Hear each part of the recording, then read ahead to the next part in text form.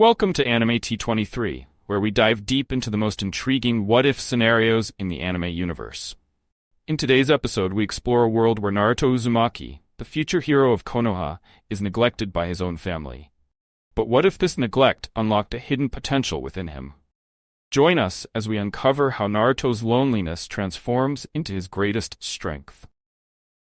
This is What If Naruto Was Neglected by His Family and Had Every Elemental Bloodline Part 7. The next day. Well, this is quite the sight, a dark and deep voice muttered as the man's green eyes wandered across the forest, training his vision on one spot in particular. His tan hand played with a few pebbles as he bent down to the ground and looked at the sacred battlefield around him. It was hard to deduce what exactly had happened here, but it was clear that a battle was had. Judging from the top of the cave that was entirely cut in half, and had split the ground in two, and showing a plethora amount of the calming, endless blue sky. Scanning his eyes over the broken cave, he caught the sight of something even more interesting. He touched the odd black substance, letting the grainy material fall between his fingers as he rolled the rementance in his palm. The substance was thicker than he thought it would be, as it was no doubt denser because of the heavy rainfall that Kusa had gone through the previous night.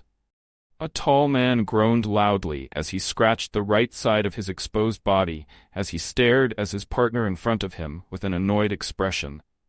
"Come on, Kakuzubaka, we've been here for over 20 minutes. The now identified Kakuzu scowled as he glared at his idiot of a partner, unconsciously squeezing the black material in his hand, making a bunch of water leak out of the fine grain. Hidan, shut up. Whatever has happened here, I'm certain it must involve the Kyuubi Jinchuriki. I'm sure. Huh? It just looks like someone just destroyed the cave. How does this have anything to do with old Naini? Hidan said as he stuck his impressive triple-bladed scythe into the ground and leaned onto the hilt. He looked uninterested as he spoke, fingering his ear with his pinky finger, not even bothering to look over at his partner. Kakuzu scoffed, debating whether or not he just cut the head off of the gray-haired bastard and bury the head away from his body. Idiot. Zetsu had told us that the Kyuubi Jinchuriki had received a mission and was coming to Kusa. Really? Maybe I should start paying attention during meetings. Hidan said, flicking whatever he got out of his ear over at Kakuzu as he used the same finger to pick at his teeth. Kakuzu fumed angrily as he threw a kunai, completely ripping off the man's index finger. Hidan didn't even react to the pain as he watched his finger fall to the ground with a small thud. Hidan glared at Kakuzu. "Kakuzubaka, what the fuck was that for? You fucking batard, come over here and reattach it." "Shut up, Hidan. Now come on." "Kakuzu!" "The longer we wait, the longer it will take us to get back to real business. My finger. Stop your whining and hurry up, idiot." "Kakuzu! Is everything okay, Kurenai?" Kurenai felt herself blink in surprise as she felt Narumi walk up beside her, giving the Junin a half-puzzled, half-concerned look. They were standing just outside the hotel they had rented for the night, and Kurenai was watching as Kisei's puppet picked up the limp body of Naruto in its large arms. Kurenai, of course, had tried to persuade Kisei to let her carry Naruto, but the young girl was adamant to doing it herself. Kurenai was saddened by this, but ultimately backed off with her requests, assuming that Kisei might not have trusted her or any of the Konoha shinobis regarding Naruto's safety. So she just kept her eyes trained on the girl with the occasional glances towards the blonde boy, her heart quickening as she looked at his unconscious body. Narumi frowned as Kurenai had seemingly ignored her question and just kept looking at Naruto's direction. Narumi knew how much the Junin cared for the boy, but this was a really big surprise. It stung a little in Narumi to see someone else care so much for her brother when she couldn't do the same. Looking at the body of Naruto again only ignited a bleak sense of familiarity, and that was it. Narumi repeated her question and was successful at breaking Kurenai out of her trance. "Yes, I'm all right." Narumi frowned, shaking her head as she crossed her arms under her chest, looking at Kurenai with an unbelieving stare. "Look, Kurenai, I don't want to meddle in things, but the way you acted after you found Naruto wasn't like you at all. You don't even look like you slept at all last night," Narumi pointed out, looking at the barely noticeable bags under the Junin's eyes. Kurenai matched her own frown with Narumi's as she finally looked at the redhead fully. Kurenai was not in the mood to talk about her jumbled-up feelings, since even she wasn't certain about them herself. Her mind felt like a bomb erupted in her head and totally threw her thoughts for a loop. Just the mere sight of Naruto was enough to throw Kurenai through the ringer. She didn't know why, but it had. All she could think about was the way he looked at her before he put her under his genjutsu.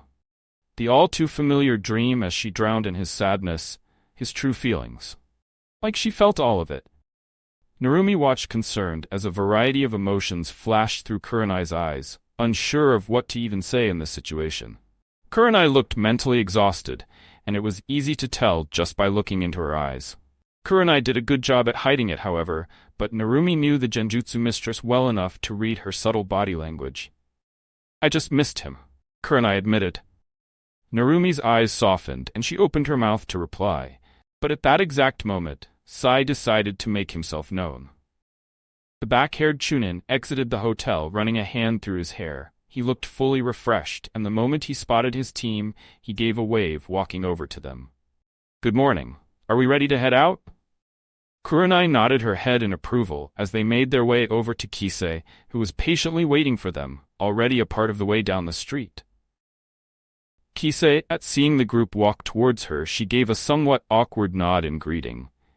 Ignoring the looks of fear that the passerbys gave here, as the Kazekage puppet loomed over her protectively, its long arms wrapped completely around Naruto, shielding him from the blistering sun. Wordlessly, they all agreed, and started their run out of the town and back towards Konoha. The Konoha were shocked to see that Kisei was managing to keep up with them. They were moving at high Chunin speeds, but it didn't even seem to faze the young girl. Kisei herself was starting to pick up her own pace as the Kazekage floated next to her. Her mind seemed to be elsewhere, and didn't even try to join in on the conversation the group was having. She was far too preoccupied in thinking about her new plan. It would be tricky to gather so much information without drawing out suspicions from the others. She even had to think of an alibi for herself on how she had met Naruto. Narumi had pulled her aside last night, before they all had gone to sleep, to inform her that the Hokage knew nothing about her, or even why Naruto had truly left the village. Kisei was shocked to hear this, and when she asked the girl why, her answer was even more surprising. Didn't want to ruin anything for him.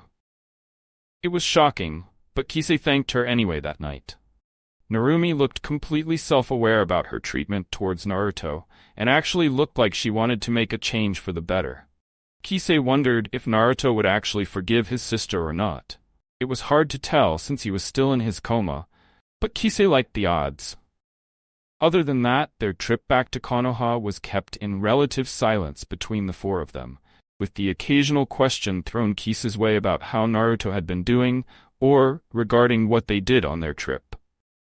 Kisei answered the majority of them, much to Kurenai's relief when she learned that Naruto was without a doubt happy with the way he was living. Kisei made sure to leave out anything relating to Sasori or Atarashi. The puppet master had told them that they were still a pretty secret group, especially since they had lost so many members in such a short time. Kisei didn't want to risk anything, so she locked the information away for later. "So Naruto-kun actually trained you?" "More or less. Naruni basically took care of me for the past 2 years since I've known him," Kisei replied with a smile, reminiscing slightly as her mind wandered back to when he first taught her how to channel her chakra in Takigakure. "You seem very close to Blondie-kun, calling him Ni-chan," Sai said. Kisei just nodded her head again, not noticing the slight ping of sadness that glinted in Narumi's eyes. "Yes, we are. Naruni helped me when no one else did. I was on the verge of breaking completely until he came along and decided to fix me. I owe a lot to him." Her words were met with a difference of emotion. Narumi was the one most affected, but she was doing a good job at hiding it. She wasn't really surprised that Naruto managed to find someone else that he saw as family, but it didn't mean it didn't hurt a bit. Sai just nodded his head in acknowledgement, understanding what she meant since he had gone through something similar. Kurenai felt herself smile, however, glad to see that someone seemed to care so much for her favorite blonde. He deserved it more than anything, and it helped ease the remaining fear that he wasn't doing well all out on his own. "I'm glad you could be. Guys, we're being followed," Narumi whispered, cutting Kurenai off as they all felt their bodies tense. Narumi's face turned serious as she tilted her head back, her eyes looking behind her into the fast-moving forest as she felt the chakra signatures grow closer with each passing second. "I sense 2 chakra signatures. One is very large and the other is about a normal Junin in size. They're ganging up on us fast."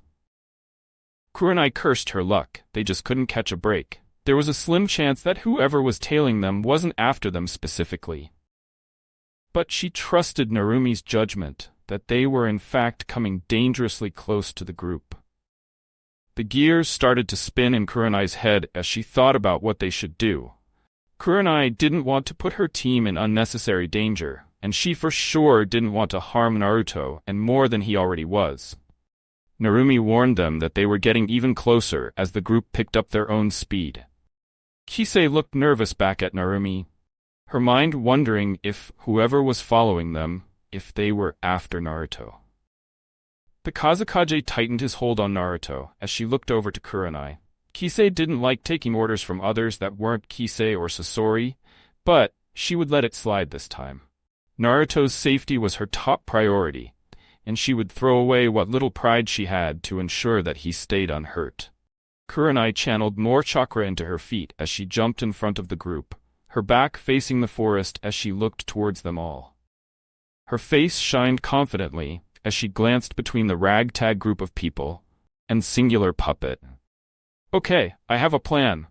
Kurenai sighed as she let her arms dangle at her sides, looking up into the beautiful blue sky. Not a single cloud was visible, and no one would have ever known that Kusa was drawing in rain just last night. The Genjutsu mistress stayed still as she stood alone in a large forest clearing just past the border of grass country. She didn't have much alone time with her thoughts as 2 loud bangs reached her ears.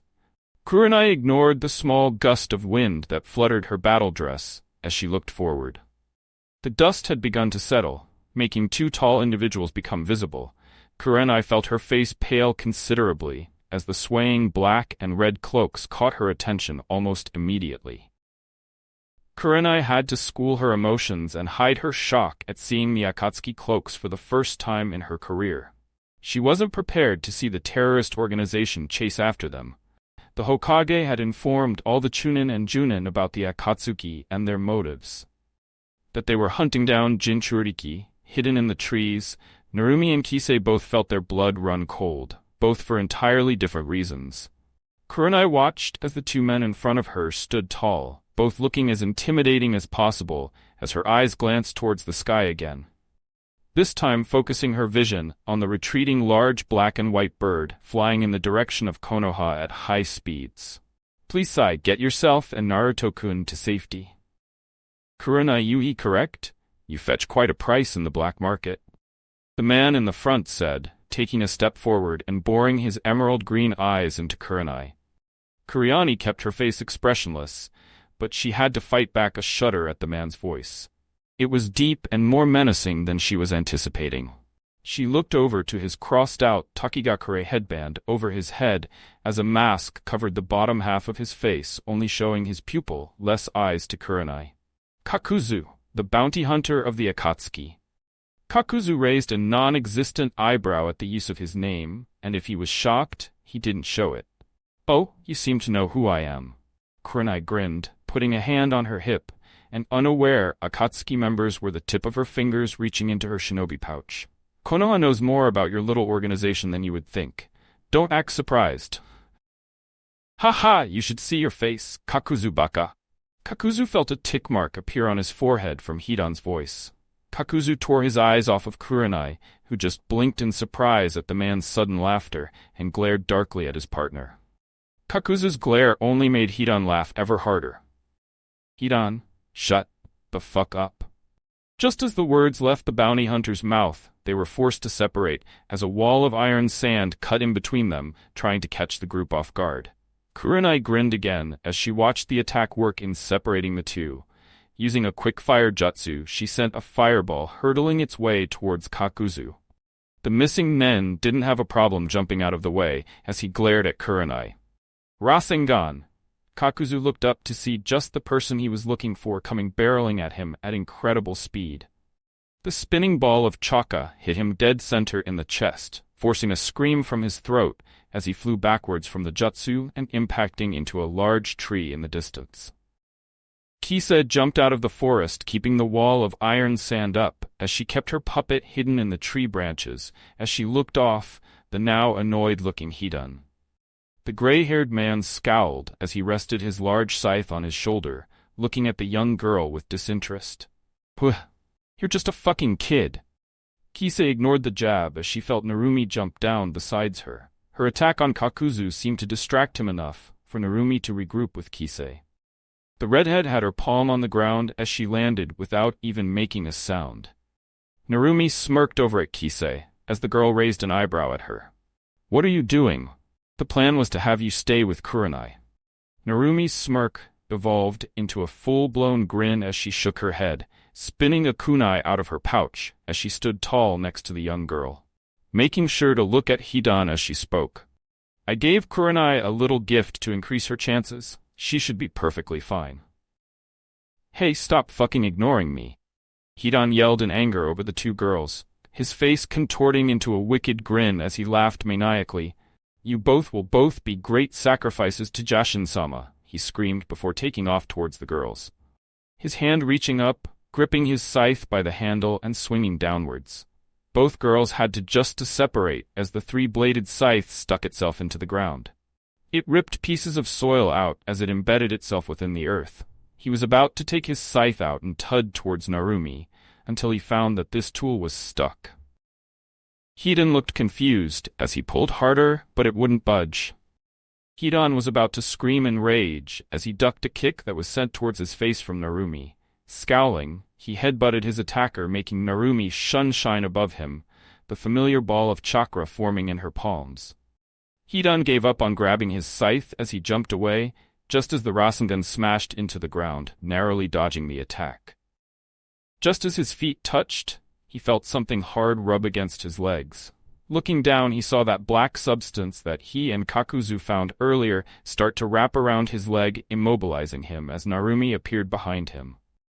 Grabbing his arms and bending them to the watched with great annoyance as he watched the small golden-eyed girl grab his scythe from the ground and stuck the front blade to his neck. Looking the girl up and down, he took notice of the black grain substance coming from the small gourd on her hip. Moving his eyes back to his scythe, he scowled.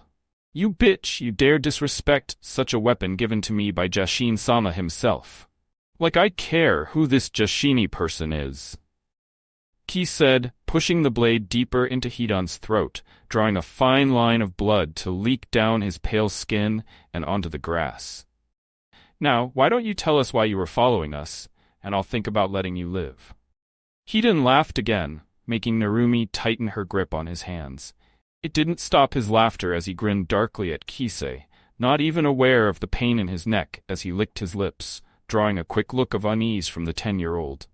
"You brag about knowing of the Akatsuki, yet you don't know why?"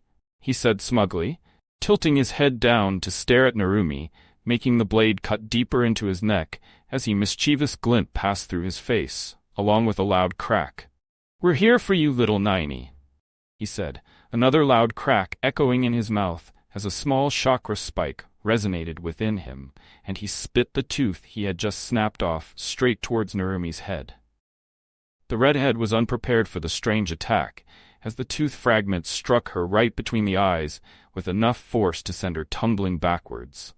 Feeling his arms become free from Narumi's previous vice grip, he grinned, bending a part of his body back and slapping his scythe clean from Kisei's grasp as he brought his other hand out and slapped Kisei across the face. The iron sand around Hidan's ankles started to give away as he leaped out of the sand, grabbing his scythe from the air, and came down on Kisei with a loud shriek. Kisei rolled out of the way, avoiding being cut as one of the blades sliced through her pant leg. Hidan's laughs were now borderlining on insane as he kept his onslaught going. Each time he brought his scythe, a shuriken, was brought along with it, slamming the bladed weapon in the ground with such force that Kisei had to keep crawling back to avoid the attacks. Die! Kisei rolled to the side, dodging the bladed weapon. This time, she had more time to channel her chakra, stopping the scythe into the ground again, as she pushed off the ground, punching Hidan square across the face. The gray-haired man felt his head whip to the side, but just as Kisei's fist impacted with his head, she turned her hand around and opened her palm, grasping at Hidan's open mouth and swinging him to the ground.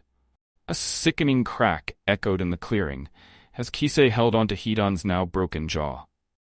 With a roar, Hidan kicked Kisei away, holding his jaw in his hands as he felt the bone crack beneath him. Snapping his jaw back into place, he ran forward, grabbing his scythe again. Kisei, jump! Kisei landed on her feet from the unexpected kick and headed Narumi's direction, feeling the wind start to pick up around her feet as Hidan closed in on her. Narumi, after recovering from the attack earlier, ran through hand seals, slamming her hands on the floor as she waited for her moment. Wind style, geyser. Narumi yelled as Kisei felt the wind pick up even stronger around her as she jumped in the air. The second she did, Kisei masked her surprise as a large wind picked up, sending her soaring up into the sky directly out of harm's way from Hidan's attack. Sorry about that, but now it's my turn. Hidan snapped his head around just in time to see Narumi in his face with a smirk, with two identical clones besides her. Hidan brought his forearm up, blocking the kick sent his way. Twisting his arm, he grabbed the girl's ankle and brought her towards him. With a sinister grin, he brought his scythe forward, slashing it across Narumi's chest as he yanked it back. Seeing the body of Narumi poof into a ball of smoke, he scowled as the smoke obscured his vision and didn't have enough time to see the kwani that lodged itself into his thigh. With a grunt, he swung his scythe forward through the smoke, disappearing it as he felt something grab onto his arm. Looking back, he saw the body of Narumi pressed up against him. Clone explosion. Hidan widened his eyes as the clone on his arm spoke. A loud explosion roared through the clearing as Hidan was sent flying back, as his body tumbled back as he was sent directly through a tree with a loud smack. Narumi smirked, as her plan worked better than she had anticipated. Hidan didn't seem like he knew very much ninjutsu or anything. He mainly relied on his scythe to do most of the damage, and he didn't seem to care about being hurt. Narumi's smirk soon fell, however, as she watched Hidan walk out of the forest, and he did not look happy. His purple eyes were practically glowing with rage as he limped back to her. His Akatsuki cloak was entirely destroyed, now leaving a heavily scarred upper body visible to the world. With a loud cry of anger, he reached upwards and tore out the large wooden branch that somehow found its way stuck in his chest. He threw the piece of wood to the side as a large amount of blood leaked from his wound and knocked the grass below him. Narumi wasn't sure how he could still smile after all of that, or how he was even alive as the clone exploded right next to him. "You stupid bitch. You have really pissed me the fuck off," he said as he raised his hands outwards, his look of rage vanishing as an ominous aura formed around him. His eyes turned eerily black as he bared his teeth to the namikaze. "You will be a perfect sacrifice for Jashin-sama." "Shut up already," Kisei yelled as she came barreling down to him from above. Hidan was so shocked he had forgotten all about the girl as she spun in the air, a tendril of iron sand sticking out of her sleeve as she attempted to slice him to bits. Hidan was able to jump away just enough to have the attack slice across his back as he screamed in surprise. With a crazed glint in his eyes, he turned towards Kisei. The young girl was surprised to see Hidan react so quickly. She would have thought the attack would have done enough damage to stop him for a bit, not at the least paralyze him. She tried to shun away but was too late as he dug his hell into her gut. Kisei screamed from the pain as he twisted his foot, scowling madly. "I fucking hate you too.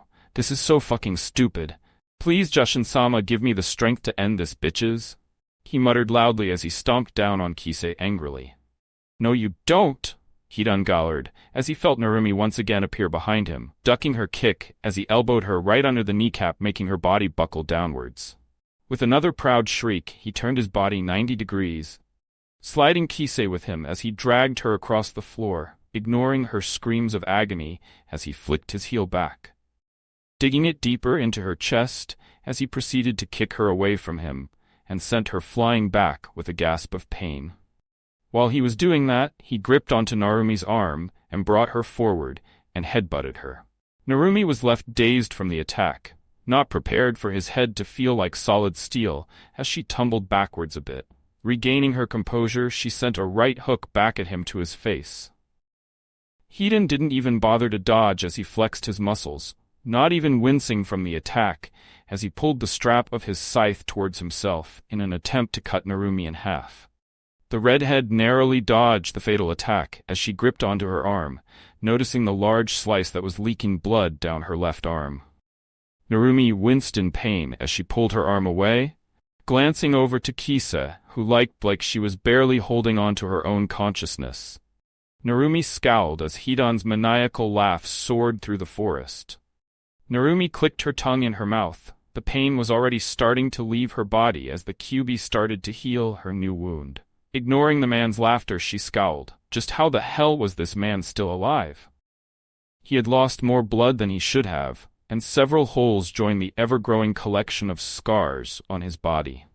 Hidan's laughter seemed to grow even more crazy as Narumi just about had enough. Flipping a kunai out of her pouch, she threw at him.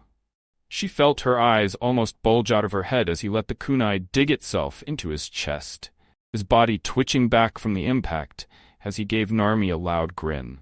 He dropped his scythe to the ground as he drew around himself, his body almost trembling as he did so. Narumi was about to rush towards him, but the second she took a step forward, her body felt completely frozen. Snapping her head back to Hidan, she felt her eyes widen again as she watched the gray-haired man, her body unable to move as she flexed her muscles. "What did you do to me?"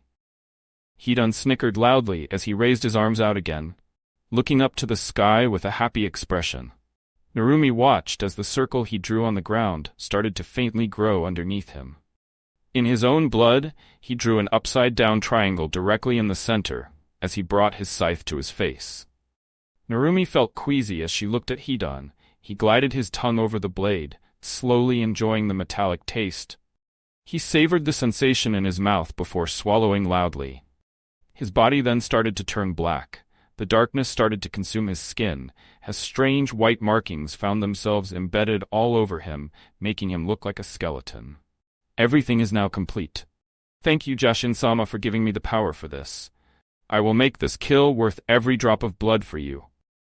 Narumi scowled as Hidan's bloodshot eyes glazed over. She tried everything in her power to get her body to move, but it was impossible. Her body wasn't listening to her commands as she glanced in Kisa's direction, noticing the girl's eyes began to flutter open. "Kisa, get him now?" Squelch! Narumi felt her throat close up as she gasped loudly. Feeling her mouth fill up, she coughed up a large amount of blood as she hesitantly lowered her head, her face paling as she saw an incredible amount of blood starting to soak her shirt from a non-existent wound, now in her chest. She coughed again, feeling her legs begin to shake, but refusing to fall to the ground. Hearing Hidan laugh again, she tried to look up at him. Her chest felt like it was on fire, as she could feel the Kyuubi already healing whatever phantom wound he could. Hidan just grinned as he dug the kwani deep in his chest, moaning slightly at the sensation as the bladed weapon entered his skin, making Narumi gasp in pain as more blood spilled from her body.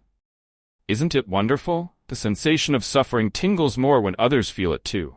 Please join me in this journey to pure ecstasy, he shrieked, grabbing the kunai by the hilt and smashing it down, causing a large vertical gash to tear his body up. Narumi's scream was deafening, as the gash appeared on her skin like a mirror to Hidan's body.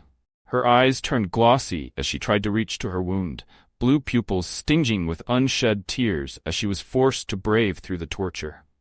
The Kyuubi was doing his best to stop Narumi from bleeding out and heal her wounds as best she could.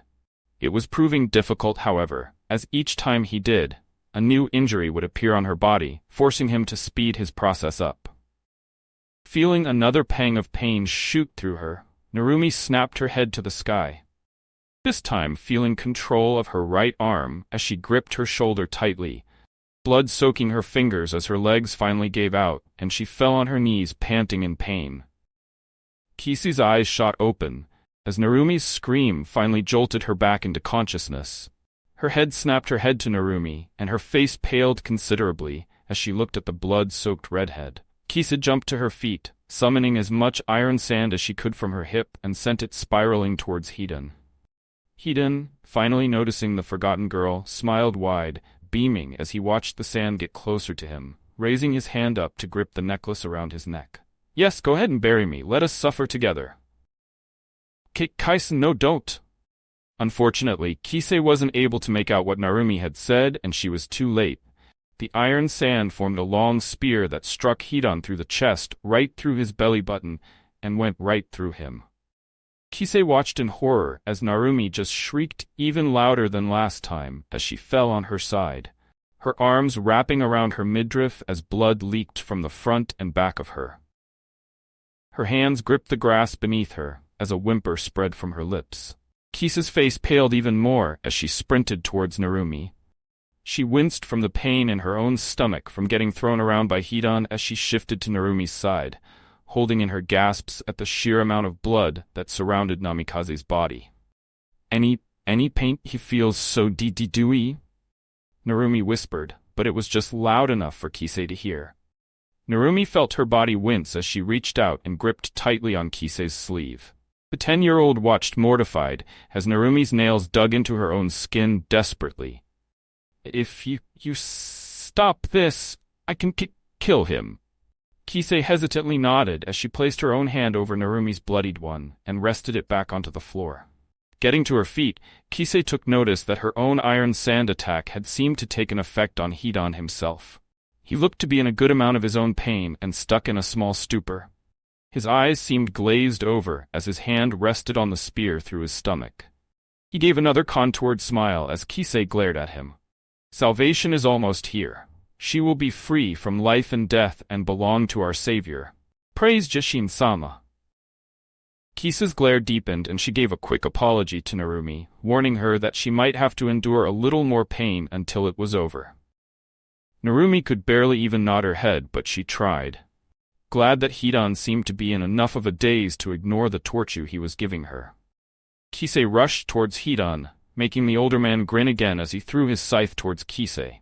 Kisei sidestepped out of the way, letting the weapon soar past her unharmed. Hidan cackled loudly as he pulled the strap on the scythe, twisting it and making it come right back to him as it flew to Kisei again. A quick spark of shock ignited within him as the weapon stopped mere inches away from Kisei. Like an unknown force grabbed a hold of his blade, forcing it to stop. Hidan just grunted, dropping his grip on his weapon as he reached out and grabbed Kisei's leg that made a feeble attempt to kick him.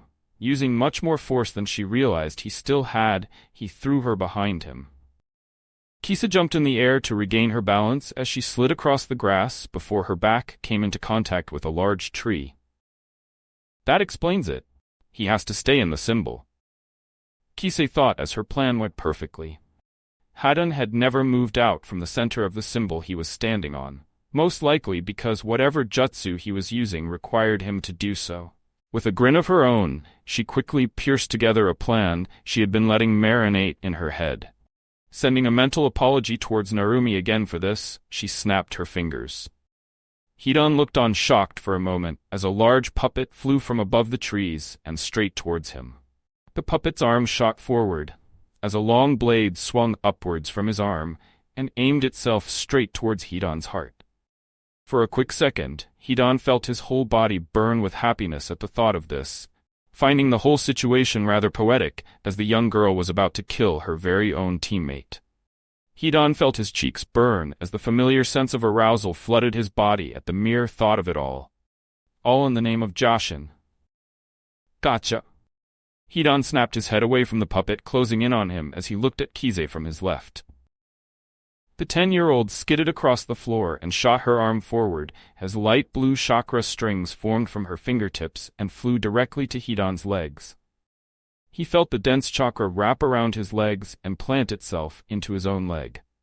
Narumi also winced from the pain, while Kisei, with a loud roar, pulled back hard on the strings, making Hidan yelp as he felt himself get pulled from the unexpected force and step out from the symbol on the floor. The second he felt his feet leave the symbol, his body receded back to its original state. The black and white markings vanished on his skin as he gasped in shock, as the puppet's blade pierced his skin, going right through his heart as he skidded backwards towards Narumi. Much to her surprise, Hidan was still very much alive. He roared in anger as he cursed the girl for reuniting his sacrifice. Kisa just snapped her fingers again, and the Kazekage puppet cleanly ripped the blade out of his body and threw him into the air. Kisa gave chase as she sprinted past him, making sure to grab the scythe that he had dropped earlier. "Narumi now!"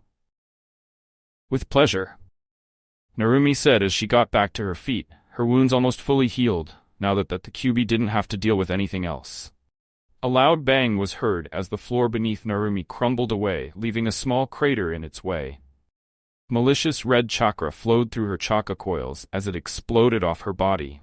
Narumi's features heightened as she felt her canine grow sharper, her eyes burned with animosity as she held her hand out.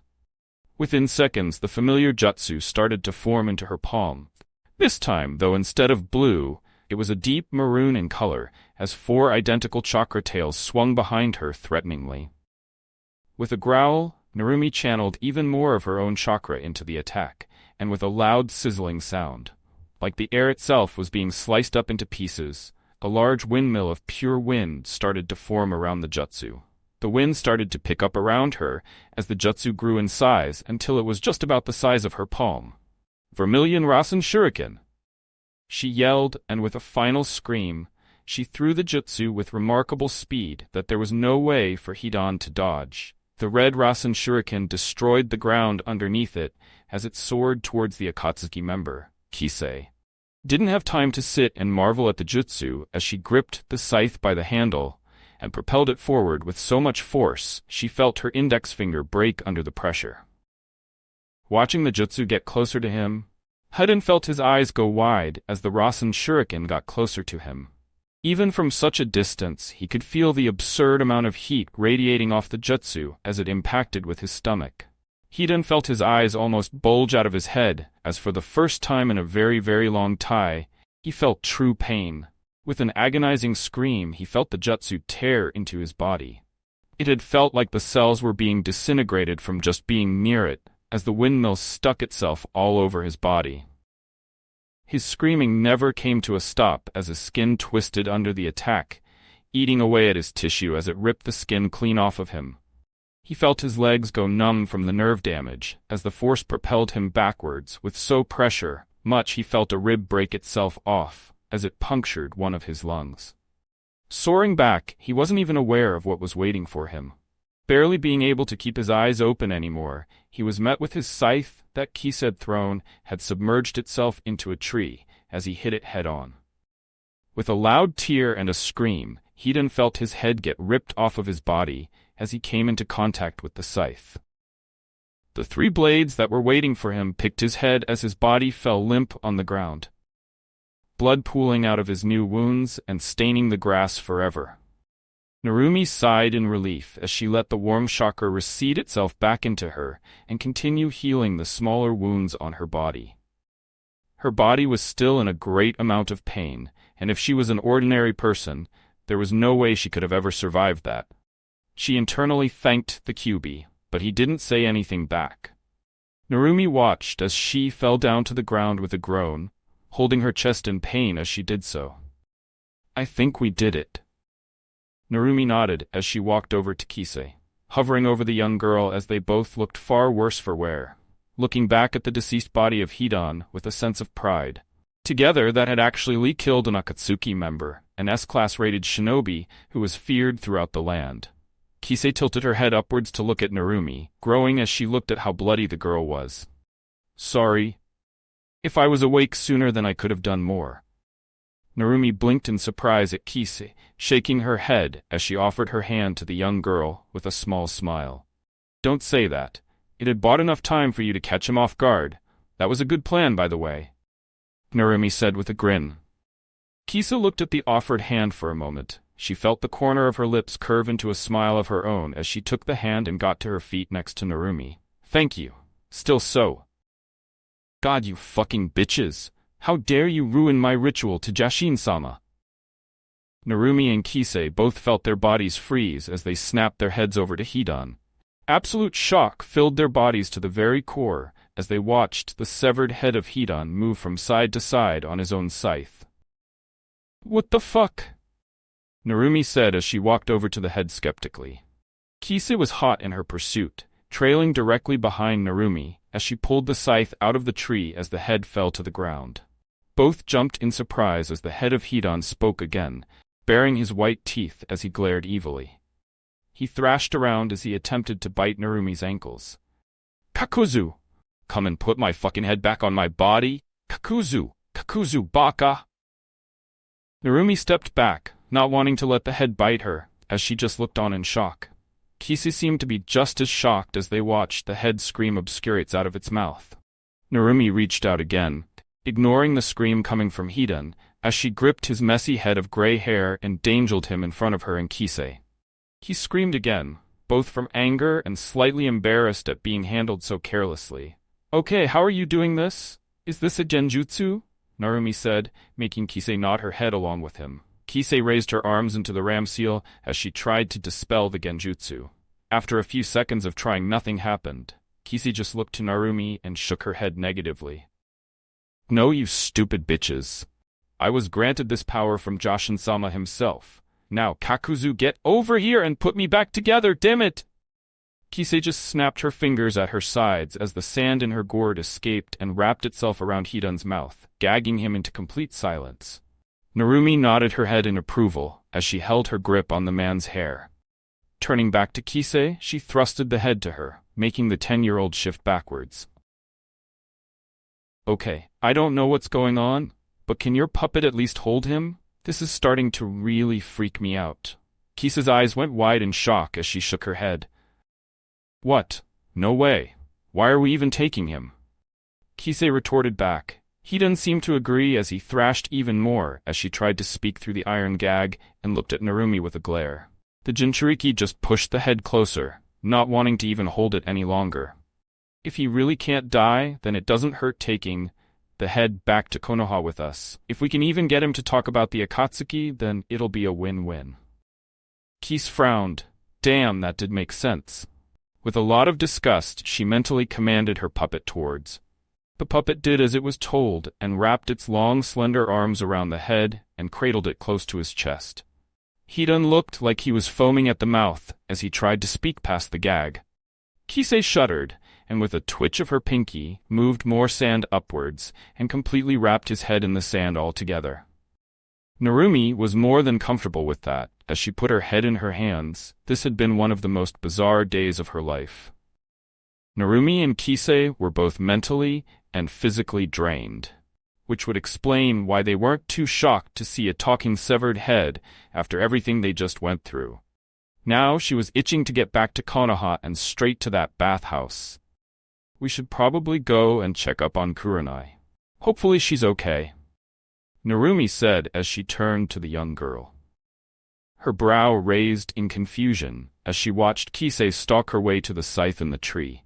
With much more bravado than Kisei had she gripped the handle in her hands and pulled the blade out of the tree. She winced slightly as she clutched her hand in pain. She had forgotten that one of her fingers had been broken. Ignoring the pain as she wrapped the scythe over her back, but the scythe was a little longer than her, so with a frown she handed it to her puppet as he wrapped it around him. Kisei noticed the look of confusion Narumi was giving her and shrugged. What? I want it. Let's just go see Kurenai. I'm too tired for any of this. Will this really work? Yes, I guarantee it. No one suspects a thing. This is risky, you know. A lot is riding on this. I am aware of this. It's a small price to pay. Did you even think this through? More than you have, I assure you. Don't give me that. This was a spur-of-the-moment decision, and you know it. Yet you still agreed, and it worked. Why be skeptical now of all times? We don't know if it worked yet. I say the odds are good since we are both alive. Barely alive. Alive nonetheless. Still, this was too impulsive for my liking. Please, you live on impulsivity. Point taken. Now enough, the signs are showing that it worked. You're too cocky for your own good, you know that? Sometimes you have to be. If this fails, it won't look good for you. I am willing to take the risk. You piss me off sometimes. Touch. Naruto felt his eyes flutter open slowly. His eyelids felt incredibly heavy, and the second he opened them, he just wanted to close them again. His vision was almost completely impaired, being incredibly blurry as he tried to get a read on his surroundings. He could barely make out a spotless white ceiling above his head through the haziness as he ran a hand upwards, blocking out the bright light shining above him. He tried to push himself upwards, but the moment he did, a huge amount of pain ricocheted inside his body, making him gasp loudly. His hoarse tone didn't go unnoticed by him as he smacked his head back against the soft bed he was laying in, his fingers brushing themselves against the soft sheet over his body and gripped tightly. He had to scowl to ignore the immense pain he felt echoing deep into his stomach. Using what strength he had left, he grabbed the bottom of the blue gown he was wearing and lifted it up to reveal his heavily bandaged stomach. His eyebrow rose in confusion as he poked the side, ignoring the jolt of pain he felt from the contact, and brought his finger closer to him. "I'm bleeding?" That was strange. From the looks of it, he had been bleeding for quite some time. The bandages looked fresh enough, like they were put in him today, but they were already partially soaked with the sanguine liquid. Noticing the small improvement to his vision, he took a long glance around the room he was in. He was no doubt in a hospital room, but he didn't know exactly where he was. He didn't remember anything since his fight with Kasame back in Lighting Country, or even how long he had been out for. Since he was conscious again, he could feel the strength in his body returning with each passing minute. Bending his arms and swinging his legs to get the joints loosened up again, as he carefully removed the bloodied bandages around his stomach. He ignored the pain he felt as his fingers grazed his injury. After the blood-soaked appendages were removed, he placed them on the small bedside table before looking at his stomach, his eyes going wide as he finally got a good look at his injury. "Holy shit," Naruto muttered to himself, his voice trailing off his lips as he gazed at the new blemish that occupied a good portion of his midriff. It looked like something had taken a deep bite out of his skin from his side. Sharp-looking teeth marks embedded itself into his tanned skin and went all the way to his belly button, hiding it from view. It was a light brown in color, mixed with his normal tan complexion and the amount of blood he had lost, giving off a rustic feel to the mark. "That fucking shark bastard," Naruto thought bitterly, his hand clenching into a fist as he started channeling his chakra into the wound to heal it as best he could. Almost immediately, he could feel his blood jutsu getting to work on healing him, the small blood tendrils forming from the large gash and sewing him up. He let out a small sigh as he cleaned the excess amount of blood from his stomach. He twirled his free hand, making the copper-smelling liquid peel off his skin and dropping it into the pile of bandages he had removed earlier. After ending the technique, he felt his insides burn, his face morphing into sudden pain as he gripped around his fabric around his heart. "Damn, even just using my chakra hurts like a bitch," he said internally, feeling his left eye pulse in pain matching exactly what he was feeling on the inside. Whatever Kasame had done to him must have thrown his chakra out of whack again, and depending on how long he had been out for, would also hold a contributing factor into that as well. He was so caught up in the sudden pain, he didn't even hear the doorknob strat to turn as it squeaked open. "I'm sure it'll be fine." Naruto felt his eyes go wide as he snapped his head upwards and towards the door. He cursed himself for not paying enough attention to his surroundings. He couldn't even sense any chakra signatures thanks to his injuries, and he could barely even hear when the door had been opened. After realizing he had been walked in on, Naruto quickly jumped out of bed and across from the person that had entered and leaped to the opposite side of the room. The second he landed, however, a searing amount of pain shot throughout his body, again going deep into his veins as he felt his legs give out from under him and fell to the floor with a loud wheeze. As he fell, he felt someone sidle up next to him, catching his fall before his knees made contact to the ground.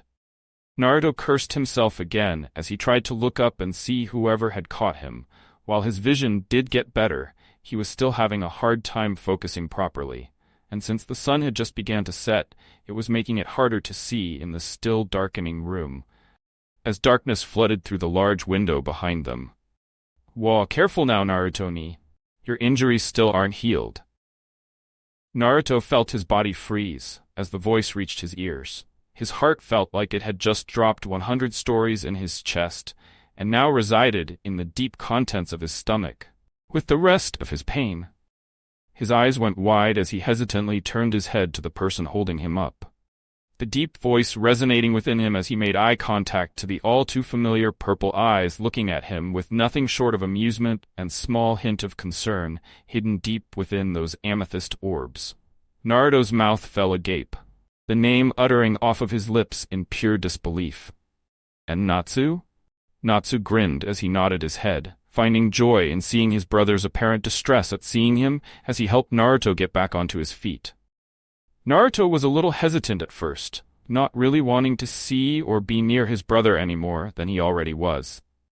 They hadn't gotten along when he still lived in Konoha, and he usually was the victim of a verbal onslaught Natsu liked to indulge in.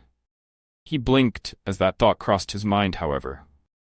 If he was in a hospital, and Natsu was here, then there was a very high chance that he was back inside his home village. "Kisei must have brought us back, using me as a pretense to enter the village safely and without problems," he thought, hiding a grin as he looked away from his brother, finally accepting the boy's help as he shakily got to his feet. He would play along for now. Naruto kept his arm wrapped around Natsu's shoulders as the slightly taller boy helped Naruto stand fully. Naruto hesitantly muttered a small thanks as he propped himself against a wall, removing himself from his brother as Natsu grinned back at him, still finding the situation quite enjoyable. "You seem better," Natsu said, his eyes glancing at the bundle of bandages on the side table for a moment before crossing his arms. "You know it's against policy for patients to remove their own bandages," he finished with a raised eyebrow. The bleeding had already stopped. Naruto dryly replied, finding it quite odd that Natsu was speaking so normal to him. This is the first real conversation they had had in probably over 6 years without Natsu constantly degrading Naruto every chance he got. Natsu felt his eyebrow raise again as he met Naruto's own blue eyes. He found that pretty hard to believe. He was told that his bleeding was almost constant, and it was lucky he never died from blood loss, and when he checked earlier, he had just replaced the old soaked ones. "Really? Lift your shirt for me." Naruto looked at Natsu, slightly taken aback at his brother's request as the redhead took a step closer to him. Naruto took a step away, but didn't get very far, since he was already fully against the back wall. He was skeptical of his brother, for numerous reasons. The last time he had spoken to him had been years ago, back at the ramen shop when he boasted about his sage training. It wasn't a fond memory to have, and everything before that was much, much worse. Natsu noticed Naruto's look of confusion and hesitance and rolled his eyes a bit. While Naruto's reaction was very much justified and not surprising, it was a little annoying for the redhead. "Relax, Naruto-ni. Is it so strange for me to want to see your injury?" "Yes," Naruto replied dryly again, looking at Natsu with an "are you serious" stare. Naruto almost let out a laugh at his brother's ridiculous question, but he managed to hold back surprisingly. Natsu rolled his eyes again, scowling as he took another step towards Naruto, crouching down and gripping the shirt and lifting it up over Naruto's injury. Naruto didn't try to fight back as Natsu did so. It would make this much easier for him to just accept the weird circumstance that he found himself in, instead of fighting it. Who knows what would happen if Naruto was a step out of line here? His body was still severely weakened. He thought he was better, but it was a false sense of security, and he was sure that if he got into a fight now, it would only be a disaster. And since he was technically still a missing nun, the village would have no problem throwing him in prison, or outright executing him outright. The Hokage only had so much power of the laws that the village had to uphold, and that's even if his father fought for him. Naruto looked down to his brother and winced as the shirt grazed his scar again. He watched as his brother blinked in total surprise before lifting his hand upwards and towards Naruto's stomach, Naruto was about to open his mouth to ask what he was doing, but was quickly shut up as Natsu's hand started to glow a soft green as he gently placed his hand over his scar. Naruto was once again completely thrown for a loop at his brother's actions, this time acting trying to dispel and see if he was trapped in a genjutsu because of the weirdness of it all. Medical ninjutsu? Yeah. I started learning it after I finished my sage training. On my days off I usually come here to help out since they are low in staff at the moment. Natsu replied, making Naruto shake him in shock. This is becoming a little too much for me. Naruto whispered low enough so that Natsu wasn't able to hear what he said. And that was the truth. This was the last thing he expected to see and hear after he woke up from his comatose state, not even an hour ago. Natsu, on the other hand, ignored his brother's outward shock as he stared at the scar with a mixture of confusion and disbelief. Natsu was here earlier when his brother had been dropped unexpectedly from that black-headed member on Narumi's team, before quickly explaining the situation to the doctors. Most of them were hesitant to help out a missing 9 out, even if he was originally part of this village and the Yondame's child. Luckily, Natsu had been working and specifically requested for Naruto to be put under his care until his father had returned. No one argued with Natsu, and he was quickly debriefed about the boy's condition, even if they were all uncertain on how he had received these injuries. Natsu healed him as best as he could, but no matter how hard he tried to stop the bleeding on the wound, it never did stop. Natsu changed the bandages around his stomach 3 times already, and they were always soaked completely in blood. But looking at the wound now, it was completely closed up. While the scar would no doubt live forever on Naruto's body, unless he covered it with a seal or genjutsu. The wound was more or less completely closed now, and around him all the blood had already been cleaned up and wiped clean. It was astounding to Natsu. He had never seen anything like it before, except for Narumi and himself, thanks to the Kyuubi. He snuck a glance at his brother from the floor, a mixture of emotions fighting in his own gut as the fox demon within him laughed loudly at Natsu's turmoil. It seemed the wound closed up completely. Natsu said as he lowered the blonde's shirt, letting it fall back down as Naruto rose to his feet, walking to the door as he grabbed the clipboard that was hanging on the wall, using the attached pen to write down the miraculous recovery of his returned brother. As he did so, his eyes stayed trained on his brother, still unsure of what to say or what to even do. It was much easier when he had been unconscious since Naruto couldn't respond. Naruto was more or less in the same boat as he tried to look everywhere else except Natsu. Still swimming in disbelief as he stretched his sore muscles, finally feeling the pain start to subside as a strange sensation bubbled in his stomach. I can't say how it happened, but you are healed completely, Natsu said, grabbing Naruto's attention as their eyes finally met for only the 2nd time today. But there are a few things that I need to check. Naruto felt his body tense slightly. Thankfully, Natsu didn't seem to notice as the taller male walked over to him again, motioning for him to lay back down on the bed, which Naruto did with a little hesitancy once again. Natsu placed his clipboard down onto the side table, making sure not to get any blood on it from the removed bandages as his hand started to glow green again, checking over the rest of his brother's body. You've changed. Natsu's eyes snapped over to meet his brother's again, the all-too-familiar grin returning to his face as he nodded slowly.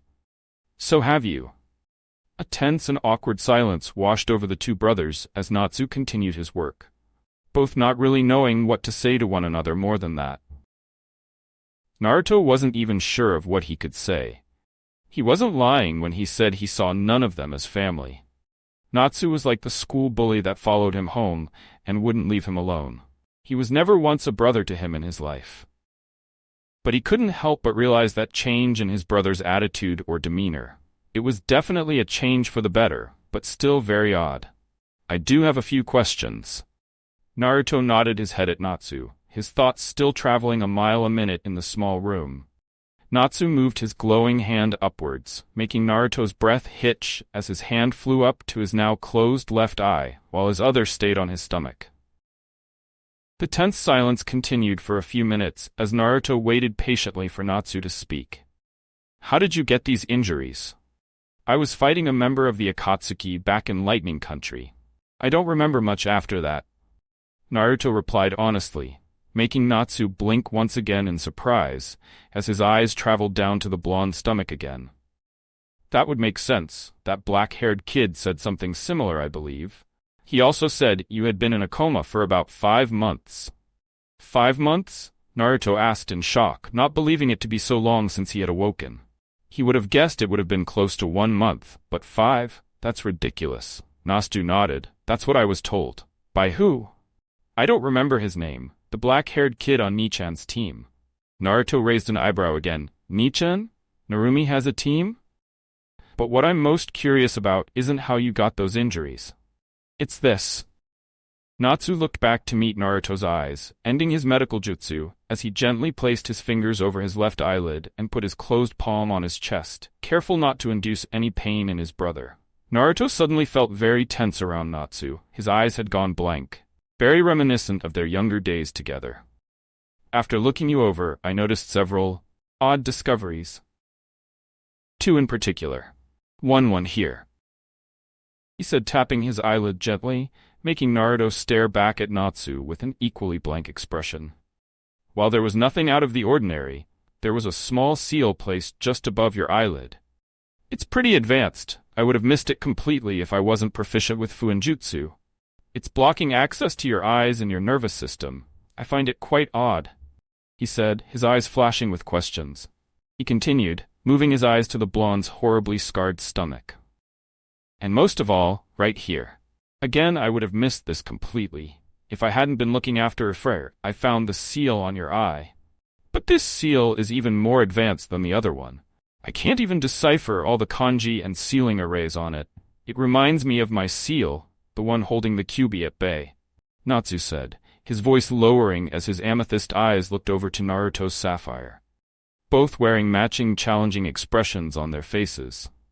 But unlike the past, Naruto wasn't afraid to fight back now. Before, he would have most likely bitten back in anger at anything Natsu would have said, but this time, he was headstrong. He actually had to bite the inside of his cheek to stop himself from grinning several times.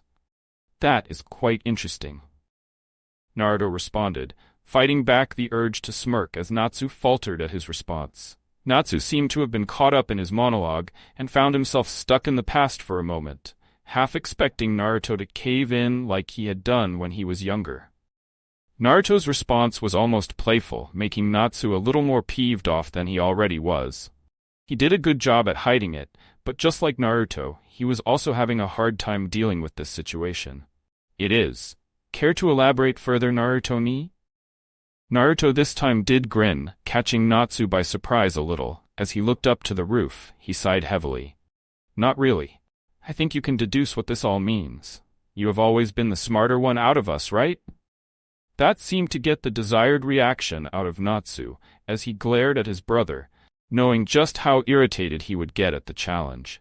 Natsu scoffed. He hated to admit it, but he truly didn't know what it could mean. The seal was similar to his and Narumi's, but with added sealing arrays that he didn't recognize. Minato couldn't leave the village because of a distress call from Narumi, so he couldn't ask him to look at it, which was even more infuriating. He had his suspicions that Naruto was possible harboring a Biju within him, but he couldn't sense a thing within the seal. Even the Kyuubi couldn't sense anything, and his Sage Mode was more or less useless as well, and couldn't break through the seal no matter how hard he tried. It was like a puzzle that Natsu had been ignoring for over 10 years, and he only just started to piece together.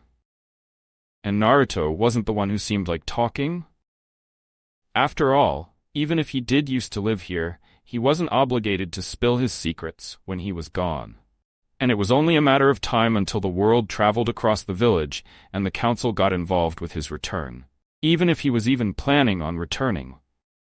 Each and every time he thought about it, a new question would be brought up about his enigmatic brother.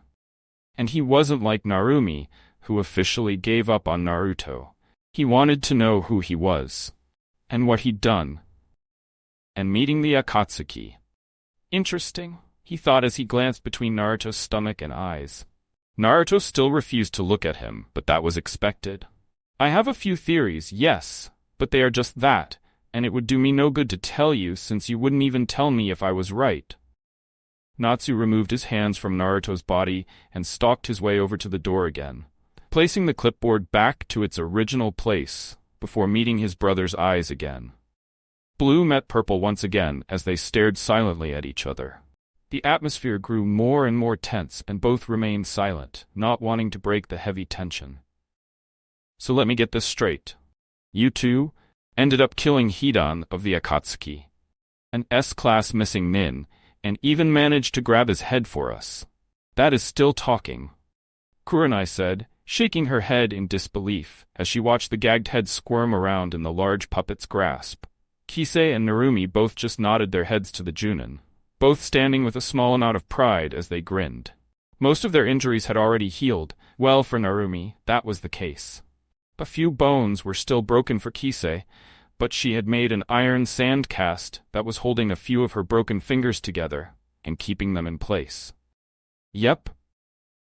Kurenai's sweat dropped at Narumi's response. She was finding all of this a little hard to believe as she turned away from the two girls to look behind her, rubbing her bandaged arm that was still soaked with a good amount of blood. Her battle dress was almost fully destroyed. It had been cut up from her legs up, showing much more skin than she usually did, as her midriff was left exposed as a large vertical cut laid in the center.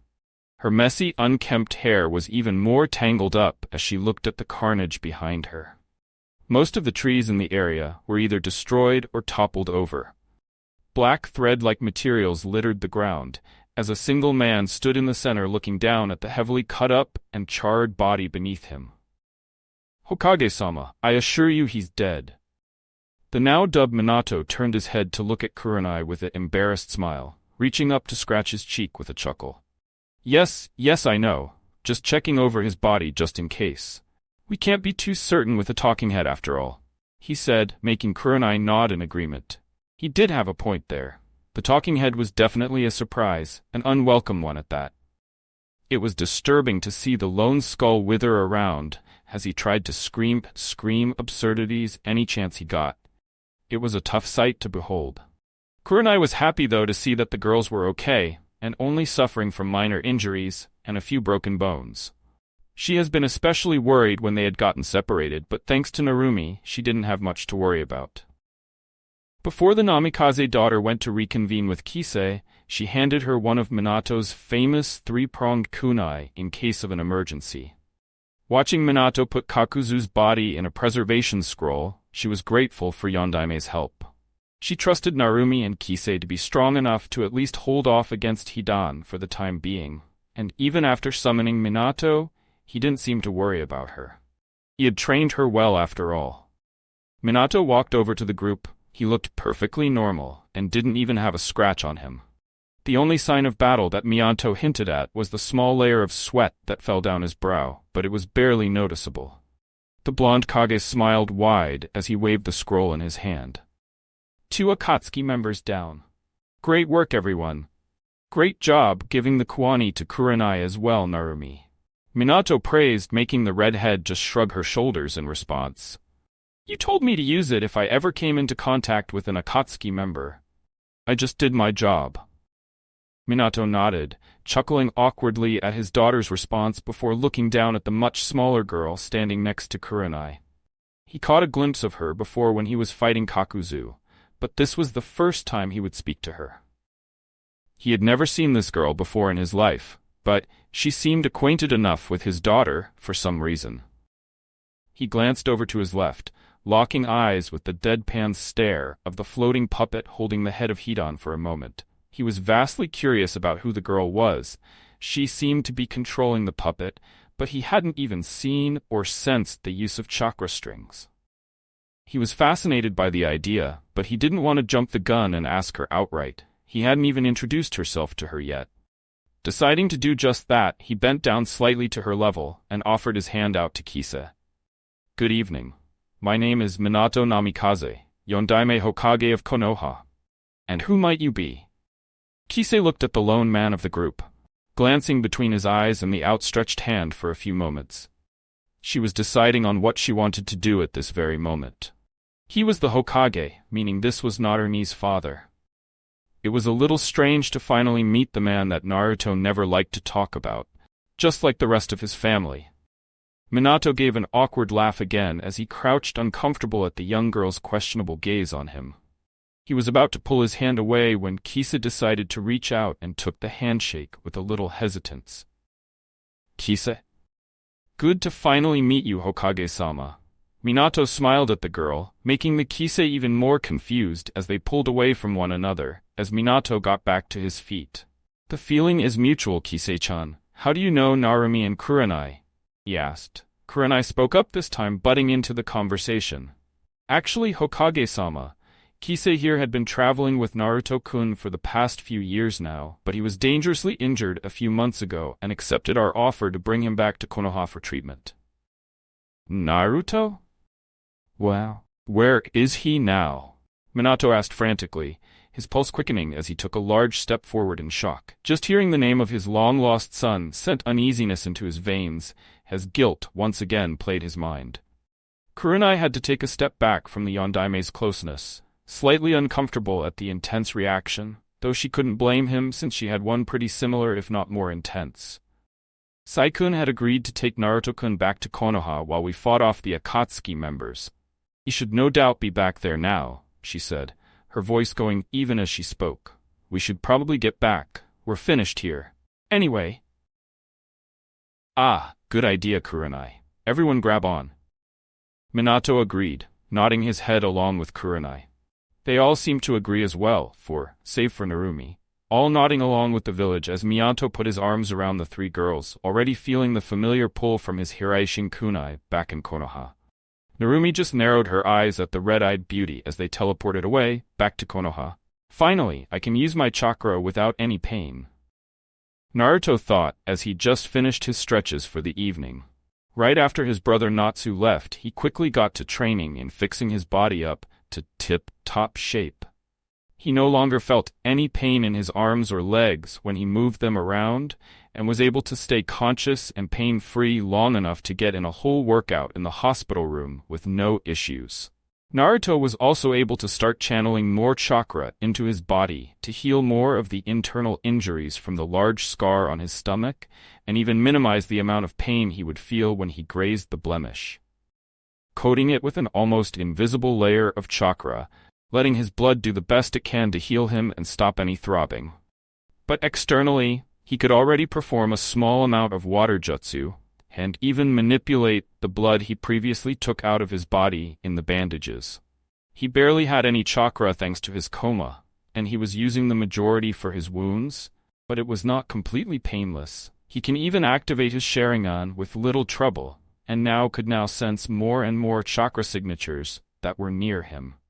After a few days of rest, 1 or 2 tops, he should be back into perfect fighting condition with almost zero problems.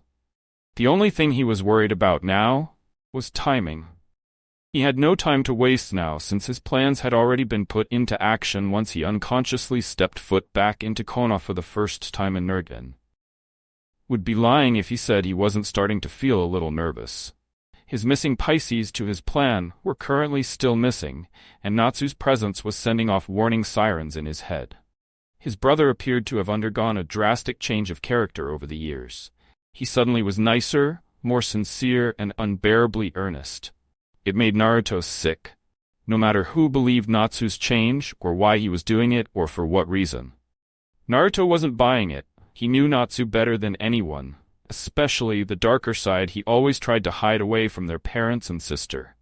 It was almost laughable to a certain extent that Naruto actually let out a loud laugh as soon as he left, unknowingly spooking several passing nurses who were unlucky enough to walk by his room during that time. "You can't fool me, Natsu. In fact, you're more important to me than ever," he thought, grinning to himself as he snickered alone in his room. Emitting more chakra from his pores as he twirled the blood around the room hastily. 1, to help his control since he seemed to be even better than ever. And 2, it was just fun to let his mind run wild. Naruto's body tensed as a loud and all too familiar voice reached his ears. echoing in the hospital behind his room door and into the halls. He felt his grin widen as he stopped his blood manipulation, letting it all pool itself back into the damp bandages as he jumped back onto his bed. He could hear the sounds of approaching footsteps running in his direction, as a nurse yelled at the person to stop and slow down. Feeling in the approaching chakra, he got himself ready, flexing his muscles and putting on the weakest look he could muster as the door swung open. "Narumi?" A brown blur shot itself towards Naruto as he braced himself, letting out a whimpered gasp as two tiny arms wrapped around his neck tightly. He chose to ignore the rest of the footsteps coming his way as he weakly wrapped his arms around the brown blur, bringing her closer to him. "Hey, Kisa-chan," he muttered, his voice sounding so weak that the girl sobbed even louder into his neck. "I'm so happy you're awake, Narumi. I was so worried." "Don't worry, I'll never leave you. Miss, you can't come running in here like that. Not only is our patient here incredibly injured, it is rude to all other staff and patients here." A nurse scolded as she ran into the room just behind Kisei and tried to peel the sobbing girl away from Naruto. Kisei wasn't budging as she just gripped tighter around her Nichan. She had gone months without him awake, and she would be damned if she let go now. Naruto gave a small smile as he looked up towards the nurse, surprising her with an apologetic expression. "Sorry about this, Nurse-san, but it's okay, you don't have to worry. I missed my sister just as much." Naruto stuttered, coughing a bit, jolting Kisei out from her short-term happiness as she finally realized what she was doing. Jumping off of Naruto and bowing deeply to the appalled nurse, "I'm sorry, Nurse-san, please forgive me." "Yeah, it's all right. Just don't do it again," the nurse replied awkwardly, not really sure how to take this strange encounter.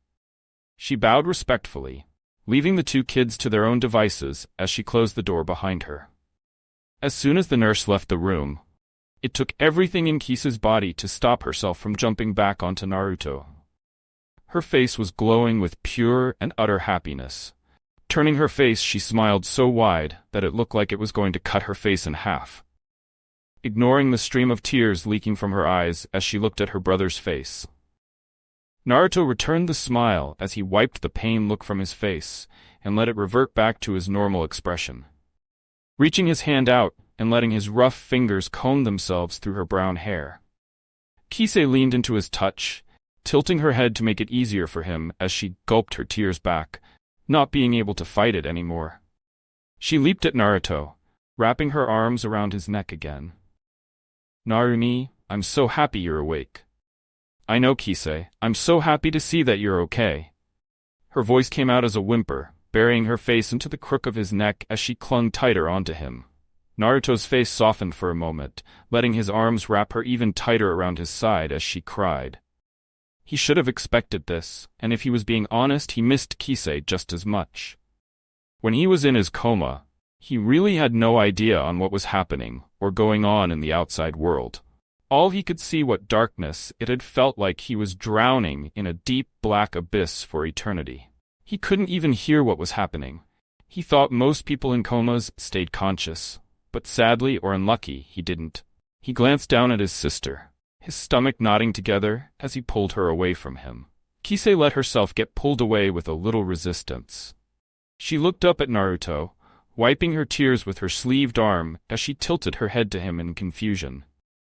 Naruto gave her an apologetic smile as he scooted over on the bed to give her just enough space for her to sit next to him, as he reached around Kisei and across to the side table next to his bed. Kisei sniffled as she watched Naruto grab a lone piece of paper a nurse had left earlier. Using his fingers, he dipped the digits into his blood bandages. Making sure it was still wet enough, he began to write on the paper, using his chakra to make the blood a little more dense and easier to write. "Kisei, I know that I just woke up, but I need you to do something very important," Naruto said as he finished whatever he was writing, folding the paper in fourths before handing it to Kisei. The young girl blinked in confusion, looking up at Naruto in shock as she hesitantly grabbed the folded paper gently. "I don't understand, Narumi." "Shh," Naruto whispered, bringing his bloodied finger to his lips as his eyes flickered to the door, sensing a few chakra signatures behind the room, recognizing both of them immediately. Kisei nodded in understanding as she leaned closer to him, thoroughly confused as Naruto used his free hand to gently cup Kisei's cheek. He leaned in as well, whispering quietly, so only Kisei could hear what he had to say. I need you to leave Konoha and go to the location in this note. This is very important, Kisei, more so than anything we have ever done before.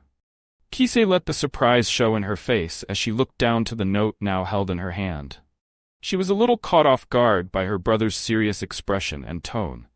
It was very rare to see Naruto like this, and she preferred it that way. But this was random, more random than usual, especially for Naruto. I don't understand, Narumi. Everything will be explained once you get there, Kisei. I promise, he said. Using the hand cupping Kisei's cheek, he lifted her head up to meet her confused golden eyes. His face was deathly serious, lacking any sense of negotiation as his eyes pierced through Kisei. Having activated his Sharingan, letting it twist into his Mangekyo as it spun in his socket, Kisei shakily nodded her head, not out of fear, but out of concern. She wasn't afraid of Naruto's scary looks anymore. She was forced to grow out of it since she traveled alone with him in tow for the past few months, but she had never seen him act like this before. He was more serious than ever, and he hadn't been awake for that long. Something must have happened to him in his last battle against that Akatsuki member, something far worse than she originally imagined. She just agreed with him, taking the note and stuffing it for safekeeping in the seal in her arm. Naruto sighed in relief, giving a sad smile to his younger sister as he gently kissed the top of her head. Thank you, Kisei-chan. You have no idea how much you've helped me. Kisei blushed a bit at the kiss. Her biological brother had never done anything like that before, and it was a nice change. She felt her worry melt away at the contact as she nodded to Naruto, a look of fierce determination forming on her face as she jumped off the bed and gave a thumbs up to Naruto. Don't worry, Narumi, you can count on me. And she meant it. Her original plan was to help Naruto find Danzo. But Naruto seemed to care more about this than the old Warhawk, so she would help him in any way he needed. With one last goodbye, she quickly left the room, disappearing behind the door and to her new mission. Kisei should have no problem sneaking out of the village. She could easily pass by as an orphan or a merchant's daughter and just walk out of the gates if she chose to do so.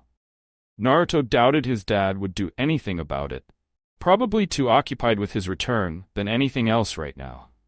Naruto felt himself grin deeply as Kisei left, a pulse of adrenaline pumping through his body, making him out his fist in his mouth to stop himself from laughing. Step 1, complete. Naruto almost felt giddy for the first time in years.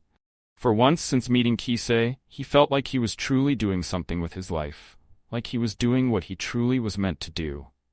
The grin did not disappear as he felt an all-too-recognizable chakra signature make his way closer to his room. It was the signature he was looking forward to the most right after Kisei, and he was glad it was happening so fast.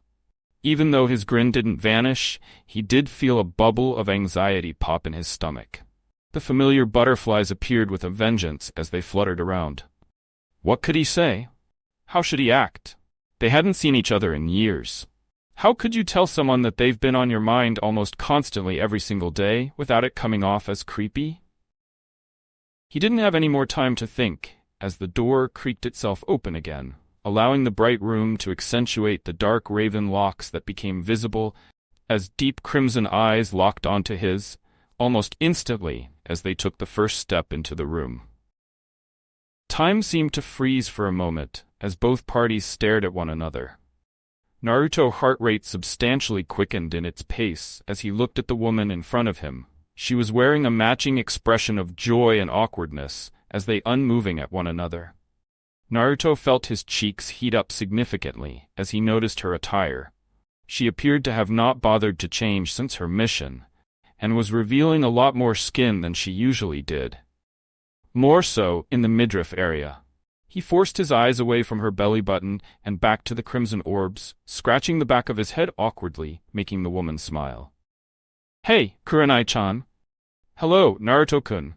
Kurenai responded, smiling as she hugged the boy, overcome with her strong feelings as she brought him close to her and momentarily forgetting that he was mortally injured.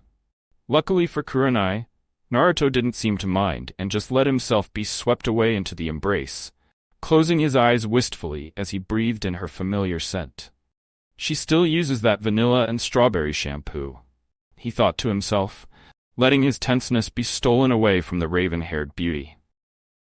Kurani, on the other hand, was going through a magnitude of different emotions, and for many different reasons. One of them was how his body felt against hers. He had certainly grown from the small genin that she was used to. He was tall, most likely taller than her, and could feel his well-defined body under her own. He looked different too. He had lost a good amount of his baby fat around his cheeks, and his hair seemed to grow just a bit longer, not long enough to fall into his eyes, but long enough to cover his eyebrows if he chose to. Pulling away a bit, she locked eyes with the blonde, both wearing matching blushes, as Kurenai reached out like she had done many times before, taking his cheek into her hand as she rubbed the button of his scar. Naruto leaned deeply into her touch, missing it more than anything. It was the one thing that reminded him of a better time, and a similar life. And she looked incredibly attractive from this distance. I wish I could marvel in this reunion, but you really tied my hands here. Naruto frowned, his mouth falling lower than ever as a pang of guilt rang through his body. He looked away from Kurenai, not able to look at her half-annoyed and half-angry expression any longer. He truly did feel bad for what he had to do. I know, and I'm sorry for everything, but this was something that I had to do, Naruto said, not feeling an ounce of regret for his actions, just feeling bad for the shitty situation he put Kurenai in. I would understand if you wanted to cut all ties with me after this, being this friendly with a criminal, and even worse of what you're doing. Kurenai felt herself frowning along with him, her heart pumping unknown feelings into her as she sighed deeply. Removing her hand from Naruto's cheek with a thoughtful expression. Look, it's not like I wouldn't have done this for you. I care about you, you know, she said bashfully, rubbing her arm as Naruto just blushed under her, their bodies still incredibly close that he could feel the amount of heat they were both emitting. With her ears pink, Kurenai sighed again before reaching into her pouch to reveal a small black scroll and thrusted it towards Naruto. Here, this is what he gave me. Naruto smiled before taking the scroll from her hands, his fingers brushing against hers, making both of their blushes expand over their faces, both feeling a spark go through their systems at the contact. He nodded his thanks, placing the scroll next to him on the table as he scooted on the bed to get a little closer to the woman. Look, Kurenai. I don't really want to hear it, Naruto-kun.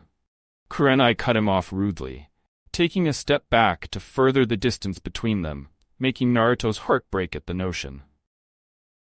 He looked down, not wanting Kurenai to see the hurt look that flashed across his face as he scratched the back of his head. He felt almost sick to his stomach at the thought of repelling Kurenai away. All the giddiness he was previously feeling vanished in his body and was replaced with deep regret that he managed to drive Kurenai away. But he was in too deep to do anything about it. Can I at least explain myself? So I can tell you why? Naruto whispered, peeking his eyes through his golden locks as he pleaded breathlessly. Kurenai frowned deeper as Naruto spoke. She knew better than to let him explain. She was already in too deep, and could simply be called an accomplice to him now. But the look he was giving her was hard to turn down. He looked so incredibly cute and small that it was a hard decision for her. Naruto stared at Kurenai as she stood silent for a long few minutes. It had felt like his heart had gotten ripped from his chest and stomped on repeatedly. Sure, he had done something stupid and rash, and it might have been an impulse decision, but if he could explain himself to her, then maybe she could understand. Feeling a little courage return to him as he watched the woman's face soften, he scooted over onto his bed again, leaving half of it free as he patted next to him softly. Sighing? Kurenai nodded before taking the offered seat directly next to him, both sitting up straight as she turned to look at him. 5 minutes. Naruto nodded thankfully, his smile spreading across his face as he rubbed his hands together. He let his thoughts reverberate in his mind as he tried to gather his thoughts together. It was all a jumbled mess, and he would sometimes lose focus as his shoulder brushed against his. It's just, I'm sorry, I really fucked up doing this to you. But I really had no other choice. Things snowballed faster than I thought they would, and you were the only person I trusted with this. Why? Why was I the only one you trusted? Kurenai bit back, scowling as she narrowed her eyes towards the blonde boy. Naruto bowed his head down low and sighed deeply. He should have known this was going to happen, him and his stupid impulse decisions. You're the only person that I truly care about in this village. Sure, I care about my old team, and Sasuke and Shikamaru to a certain extent. But you, he said, feeling his face ignite in a blush as she willed all the courage in himself to look deep into Kurenai's waiting eyes. He gulped loudly before continuing. You remind me of a time where I was genuinely happy. Back when Shisuini-san was still alive. Back when I was still training to be a shinobi. You were there, you may say you didn't do a lot for me, but what you did left more of an impact on me that never disappeared, he said. Smiling softly, making Kurenai's heart rate speed up tremendously, as the tips of her ears became scorching hot. Naruto chuckled, looking down again as he scratched the back of his head. That time, and those memories mean so much to me. I never forgot them, and I never forget about you, he finished, placing his hand over hers gently. Kurenai wanted to pull away, especially at the loud spark she felt course through her body. But she couldn't find it in herself to pull away. And she didn't know if she even wanted to. Without thinking, she interlocked their fingers together, leaning her head forward until it laid in the crook of his neck. Hiding her blush from Naruto's field of vision as she stared at their hands joined together. Her heart rate quicked at the sight, finding it almost insane at the position she found herself in. So what are you trying to say? Is this your way of trying to seduce me onto your side? She asked, roaming her thumbs across his knuckles slowly, making sure to go by each one slowly, enjoying the rough feel of his hands as she subconsciously made herself more comfortable on his shoulder. Depends, is it working?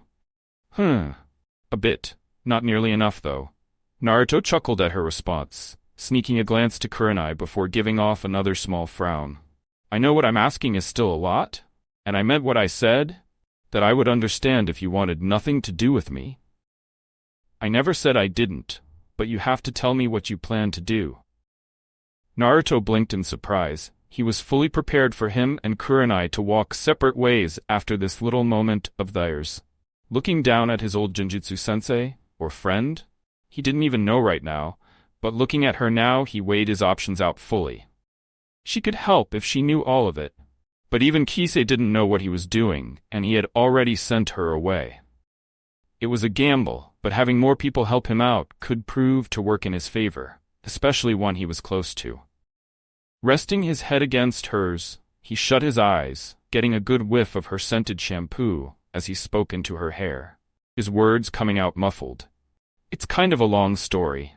Kurenai huffed exasperatedly, pointing a thumb to the dark sky as she pulled away from him, keeping their fingers interlocked as she shifted to get a better look at Naruto, smiling slightly as his eyes flashed with a mixture of amusement and curiosity.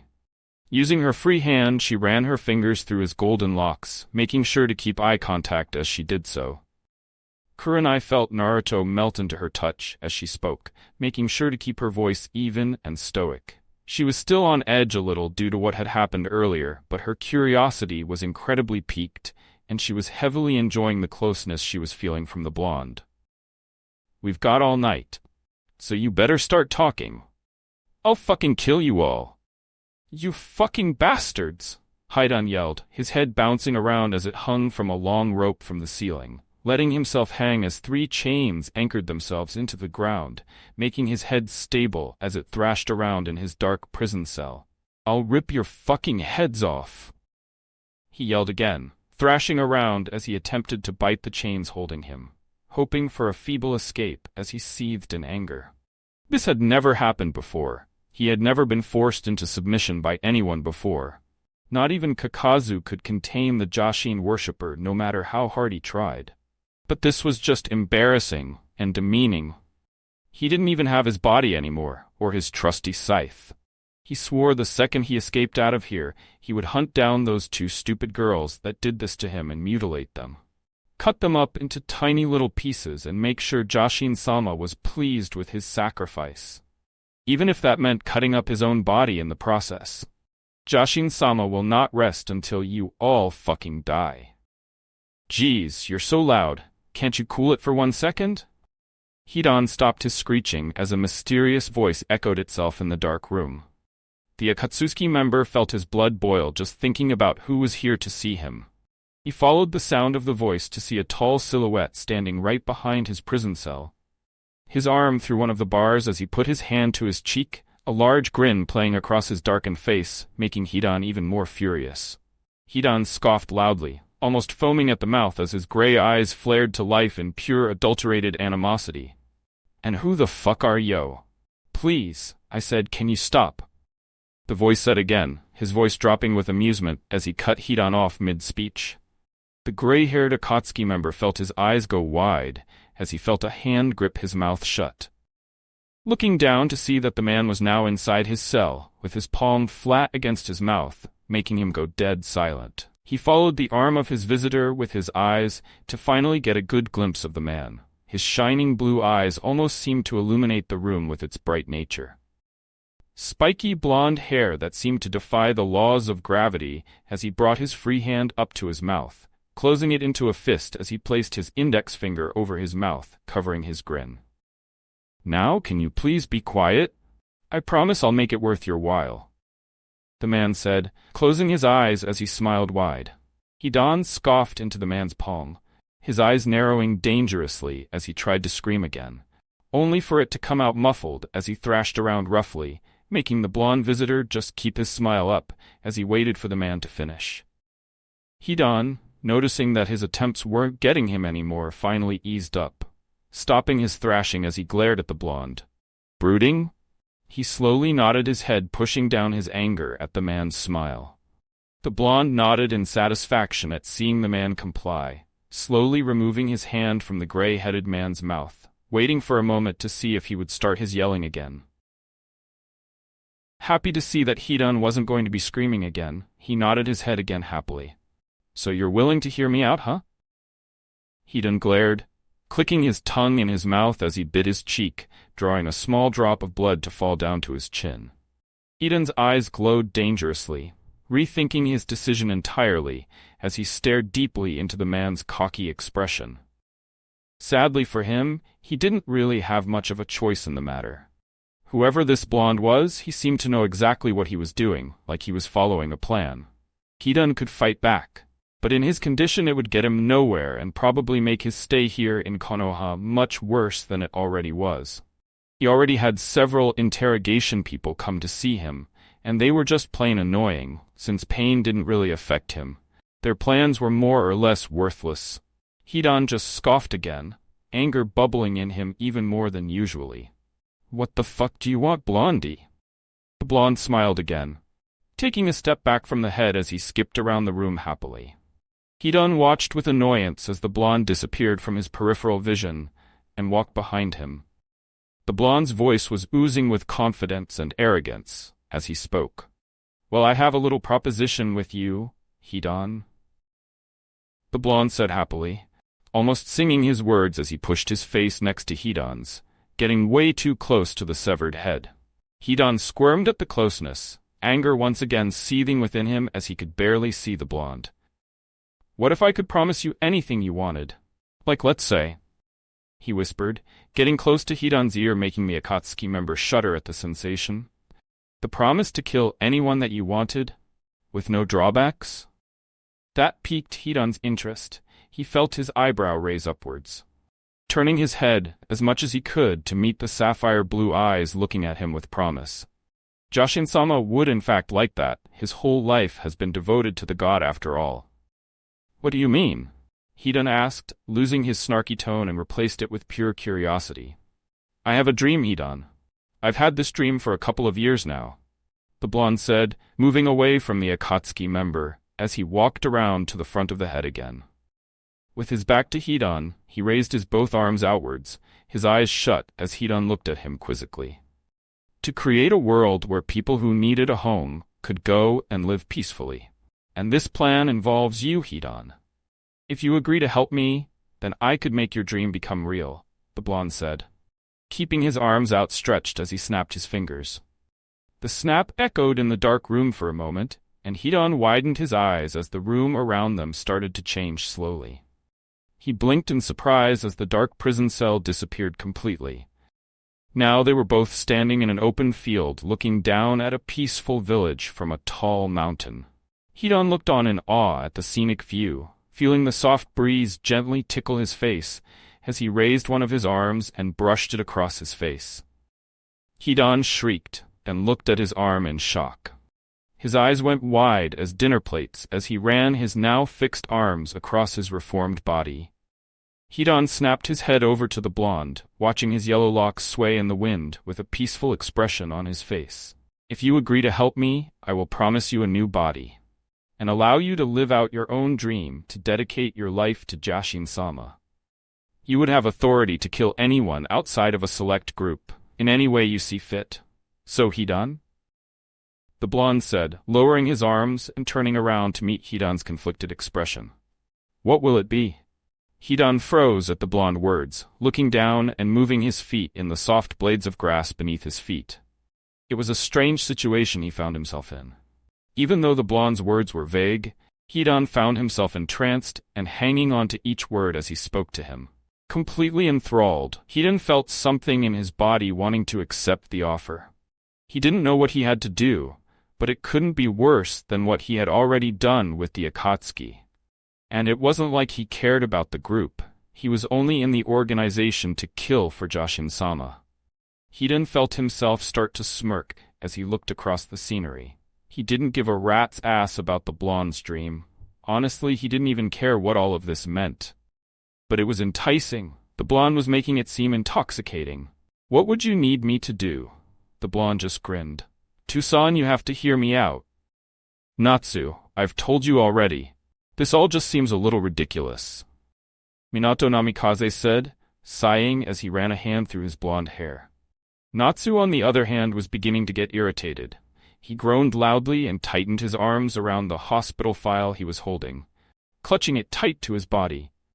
After his father returned from helping Narumi with the Akatsuki members, Natsu wanted to talk to him immediately, but Minato had put it off until the next day, saying he had important things to worry about regarding the Akatsuki and what their plans were for the severed head of Hidan and hasn't had time for anything else.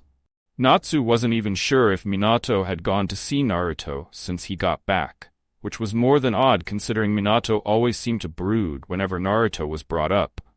And honestly, it was starting to piss Natsu off more than anything. Something was up with Naruto. Natsu couldn't place it exactly, but he could tell. In the past, he was always able to read Naruto like a book. It was easy to tell what he was thinking and bank off of it. But now, he was more closed, more aloof, and shielded off. Natsu, no matter how hard he tried, he just couldn't get their talk out of his head. And that's what led Natsu to his father's office the first thing in the morning. Natsu had not slept at all last night, in anticipation. He stalked outside of Naruto's hospital room for a few hours before returning home deep into the night after realizing his brother was in fact fast asleep.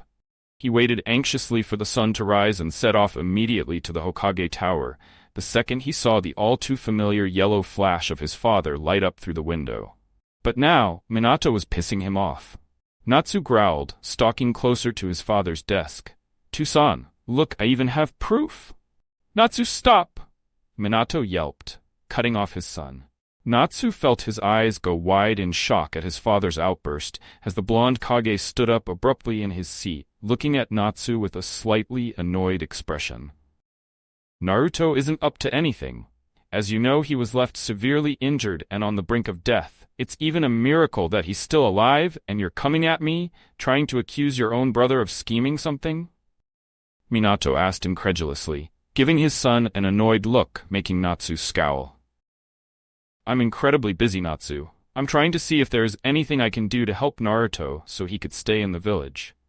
The council is already breathing down my neck in regards to Naruto.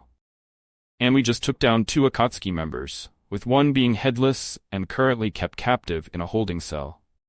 I know you always had a grudge against Naruto for some reason, But this isn't time for such childlike pettiness, Minato yelled, making Natsu take a step back in slight shock. Minato himself felt sorry as soon as the words left his mouth. He has been under a lot of stress since he returned from helping Kurenai with Kakaza, with the council and his son returning.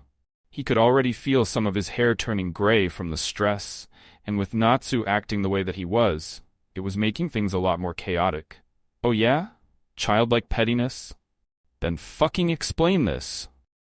Natsu scoffed, slamming his hospital file onto his father's desk with barely contained rage, making Minato narrow his eyes at his son's sudden rudeness. He opened his mouth to scold his son for using such language, but couldn't get the words out in time when Natsu flipped open the file roughly, making the pages flutter from the force. Natsu pointed to the file, drawing Minato's attention as the Kage looked down. This is Naruto's hospital file. I was the one looking after him when he got back. From what I was told, and from what I have seen, Naruto has lost almost 2 gallons of blood over these past few weeks. And that's not even counting the 5 months he has been unconscious. Natsu scowled out, making sure his father was listening, before flipping the page again angrily. Minato blinked at that info. Surely someone losing that much blood would have already died from blood loss long ago. He drew his attention to the spot Natsu was tapping with his finger impatiently. As I was checking him over, I found these. Naruto has been walking around with 3 heavily concealed seals on his body. One of them was a weight seal. That wasn't too surprising to see, but this was. Natsu said, moving his finger upwards to show the picture Natsu had taken when Naruto was unconscious. This seal was resting just above his eyelid. It was almost impossible to see, and I stumbled across it by sheer dumb luck. This seal is blocking any access to his eyes and nervous system. Half of these arrays I can't even decipher myself. That drew Minato's attention. He sat back down into his chair and grabbed the file from the desk. After a small once-over, he nodded his head. Yes, you're right.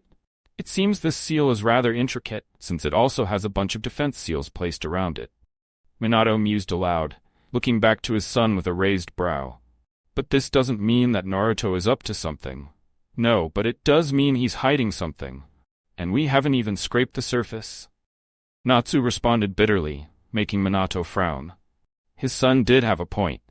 Natsu asked his father to turn the page over. Minto agreed, turning it over to see an even larger picture of a seal placed neatly on his youngest son's stomach, and Minato felt his heart drop in his chest. Then, what do you have to say about this, then? Doesn't this seal remind you of anything, Hokage-sama? Natsu vocalized, his voice oozing with his own annoyance at his father for still feigning ignorance to the signs placed in front of him. Minato, on the other hand, felt his hand go numb, barely catching the paper as it slipped in his grasp. His mouth went completely dry, and he was sure his heart had stopped beating for several seconds. With a frightened expression, he snapped his head over to Natsu's, gulping slightly. Is this real? As real as it gets? Minato gulped again, staring down at the abundance of sealing arrays on his youngest son's chest. Minato didn't even know what he should be feeling at this moment. He couldn't pinpoint a singular emotion as it tore itself all throughout his body. But this doesn't make any sense. This looks almost identical to the seal holding the Kyuubi at bay. There's even an array for chakra concealing, and even tenketsu concealing and array concealing, Minato said, leaning back into his chair with a disturbed look on his face. His mind was in the middle of running a marathon, and he couldn't even think straight anymore.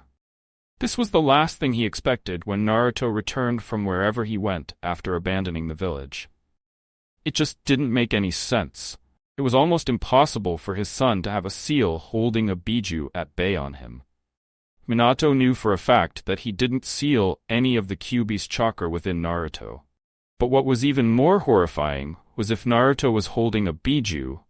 Just how did it happen? A biju couldn't be sealed into someone over the age of 12, since their chakra was officially done maturing at that age, and if you tried to seal the demon away, the host would most likely die from either chakra poisoning or a chakra overload. And not to mention that demonic chakra was already like a poison. If not sealed correctly, the chakra could easily burn away the chakra coils and make it impossible to mold chakra altogether. then that only meant that Naruto, if he was truly holding a Biju at bay, then it had to be sealed in him when he was still a young child. Minato physically shuddered at that thought. Then did something infiltrate the village without his knowledge and seal a Biju in Naruto? Or did Naruto get taken away from Konoha, and that's where the sealing was done? Minato already hated himself enough for not being there for his son. But this was like the cherry on top for being the worst father he ever could have imagined him being. How could he not know this about Naruto? If he was hiding something so monumentally massive a secret, what else could he be hiding? Natsu felt himself sobering up from his annoyance as he watched the ignorance fade from his father's eyes. Crossing his arms over his chest, he took a step back from the desk, looking away from Minato as he clenched his fists as his amethyst eyes narrowed. Still have any doubts now? Minato hesitatingly shook his head, dropping the page back into his desk as he ran his hands over his face. He could physically feel more and more stress get piled onto his back with each passing second. I have no doubts that Naruto is in fact hiding something, and who knows what else he is hiding, but that still doesn't mean he is against us. Natsu snapped his head to Minato with such speed, it almost looked like his head would have soared off his body. Natsu glared at his father, his nails digging into his skin as his eyes flashed with irritation. How can you be so sure? Don't give me this shit. Just because you feel bad about the way you treated him in the past, like this would make amends for what you did. Minato narrowed his eyes at Natsu, matching his son's glare head-on as he pushed down the guilt that snuck its way back into his body. A snarl escaped free from the Kage's lips as he spoke. Far from it. There's no way I could make amends for what Kushina and I did to Naruto. I accepted that long ago, and I don't need my very own spoiled son to remind me of a time that I regret dearly. Minato bit back with just as much force, both getting more and more heated. Natsu wanted to laugh at his father's words, finding it completely ironic. Oh yeah, and whose fault was it to spoil me? I sure as hell didn't see you or Kasan complain about it once until after Naruto abandoned us, Natsu replied, venom weeping into his words as they cut Minato. Watch your tone with me, Natsu. I don't care that I am your father, but I am still the Hokage of this village, and you will show me the respect I deserve. Minato snarled out. He hasn't felt this angry in years, and he couldn't believe was to his very own son. Even if you are right about why Naruto left us, you have no right to act like the victim when you were just as much responsible for why he left in the first place. We all pushed him away.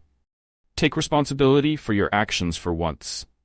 Minato said cynically, his blue eyes darkening as they bounced off his down son's purple.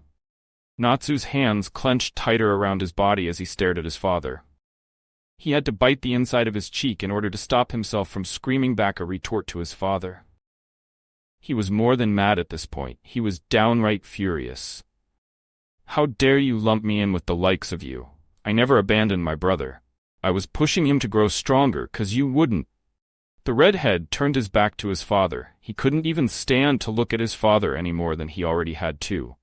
He was pissed, he was annoyed, his very core was burning red hot, and he didn't know how much longer he had before he let the dam get broken down.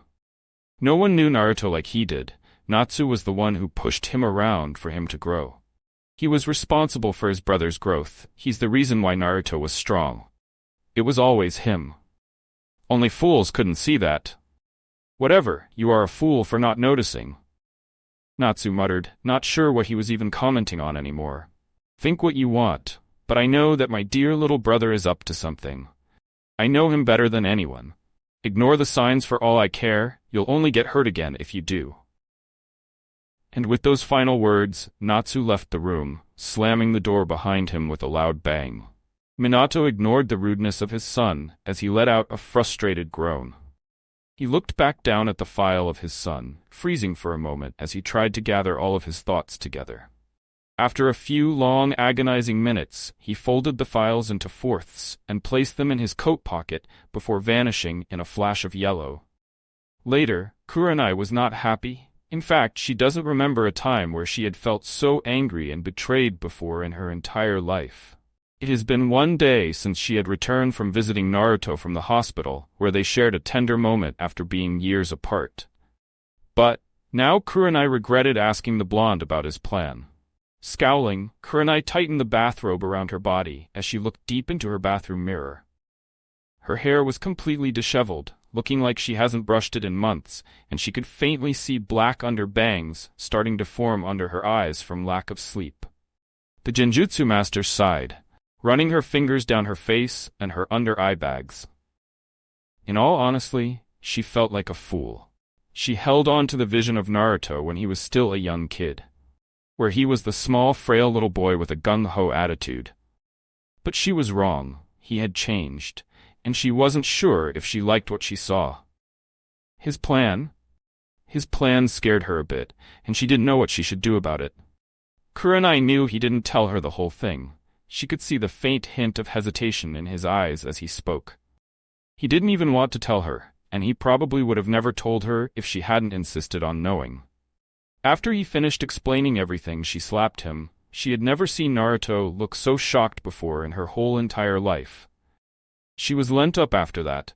She was still a little upset that he made her an accomplice in the beginning, and now that she learned more, she regretted it. She couldn't help it, though. It was totally insane. She was broken out of her train of thoughts when a loud banging reached her ears. She raised her head up from the mirror and towards her front door, where the knocking sound grew more frantic. Kurenai fought back a sigh. She could already feel the Persona Chakra signature behind her door, and for a split second, she thought about pretending that she wasn't home. "Kurenai, come on. Open up, please." This time Kurenai did sigh deeply. Pushing off her bathroom counter and making her way slowly to her front door, not even bothering to make herself presentable, as she swung the door open to look face to face with the exact person she was thinking about. "What? It's still early and you should still be at the hospital." Naruto frowned, scratching his arm as he looked into Kurenai's cold red eyes with his own blue. Yeah, I snuck out, just used a small henge to get over here." Naruto responded, glancing into her apartment and back to her, hoping she understood what he was silently trying to say to her. Unfortunately for Kurenai, she did know what he was saying. Sighing in frustration, she moved to the side, gesturing for him to come inside with her arm. Naruto smiled thankfully as he walked past the raven-haired beauty and into her apartment. The second he walked in, he was invaded with the all-too-familiar scent of Kurenai. The smell of vanilla and strawberry was very strong, as well as the faint smell of coffee that she made earlier in the morning. Hearing the door click closed behind him, he turned around, trying to put in his coolest expression, as he saw a very annoyed Kurenai looking at him. The beauty walked past him and into her connecting kitchen, folding her arms under her breasts as she sighed again. "What do you want, Naruto-kun? I wanted to come and see you. Things are starting to be put into motion now. I know you don't really want to hear this right now." "You're right, I don't. I don't want to hear anything about it," Kurenai said, cutting him off, her voice raising in volume as she tightened her arms around herself. "This is outrageous, and I don't want to even hear about it for even a second more. Look, Kurenai, I'm sorry I came to you for this. I just thought you would understand." Kurenai glared darkly at Naruto. "Understand?" She started, feeling her body start to tremble with rage as she took a large step towards the blonde. "Understand what? Do you really think any sane person would just go along with you on this? Did you really think you could get me to betray? I wasn't asking you to do anything. I only needed you for the scroll. You're the one who insisted on knowing in the first place," Naruto retorted, trying to keep his cool but failing as he felt his Sharingan eye pulse to life. Kurenai didn't falter at seeing the Dujutsu. She met his look head-on and scowled. "Oh, only needed me for the scroll? Was that all I'm fucking good enough for?" Kurenai felt like she was on fire. She was practically pulsating with anger as she tried to stop herself from doing something she would regret. She hates to admit it, but those words hurt more than any injury she had ever had. She always thought Naruto wouldn't do that to her, that he was different. Naruto lost his glare as he watched a singular tear roll down Kurenai's cheek. His expression softened confidently, and he raised his hand to scratch the back of his head, looking away from the obviously hurt woman in front of him. "I'm sorry, I didn't mean that." Kurenai wiped any trace of tears away from her eyes with a huff, bringing up her hand and clutched it around her heart, her nails digging into the soft fabric of her robe. "I thought you were different. What you're planning, I just can't get behind it, no matter how much I care about you," she muttered, looking down as she traced her bare foot across the sodden floor, finding that to be much more interesting than anything else as the two of them basked in the awkward tension. After a few painstakingly silent seconds, she continued, "And the thing is, I don't even know why I care about you so much. I barely know you. You're still a kid for fuck's sake. But all those years ago, when you put me under then genjutsu, when you left us all alone in Roka Town, I felt all of your emotions, everything you had ever gone through up until that point," she said, reaching out and grabbing his hand. Her soft hand gently caressed his, feeling safe in his larger ones, as she placed his plan over her beating heart, feeling her stomach bubbling from the warmth. Naruto despite the situation and couldn't stop himself from blushing at the contact. "I felt it all. Your heartbreak, your pain, your envy, your joy, and even your love." More tears were starting to fall down Kurenai's milky skin as she took in a deep breath, trying to stop her rapidly beating heart thundering in her chest. "These feelings I have for you aren't organic, but fabricated. Almost forced, since I feel like I must have them, 'cause I've seen yours. No, experienced yours." Naruto looked away, not sure if he could look at Kurenai any longer. Naruto could feel her heart breaking like glass under his hand into a million tiny pieces. Guilt surged through his body and shot into him like a fire hose. He frowned, taking Kurenai's free hand into his with some hesitancy, not sure if he was allowed to. She snapped her hand back as he did so, like it was hot to the touch, making Naruto's face contort in pain. "I wanted to forget this feeling, but every time I did I felt like I was betraying you. That you did this to me so you could always have someone care about you. Always have someone there. You said it yourself, you only see me as a mirror of the past. Reflecting on what you want to see when you were happy. You want that back, so you did this to me, and I hate you for it."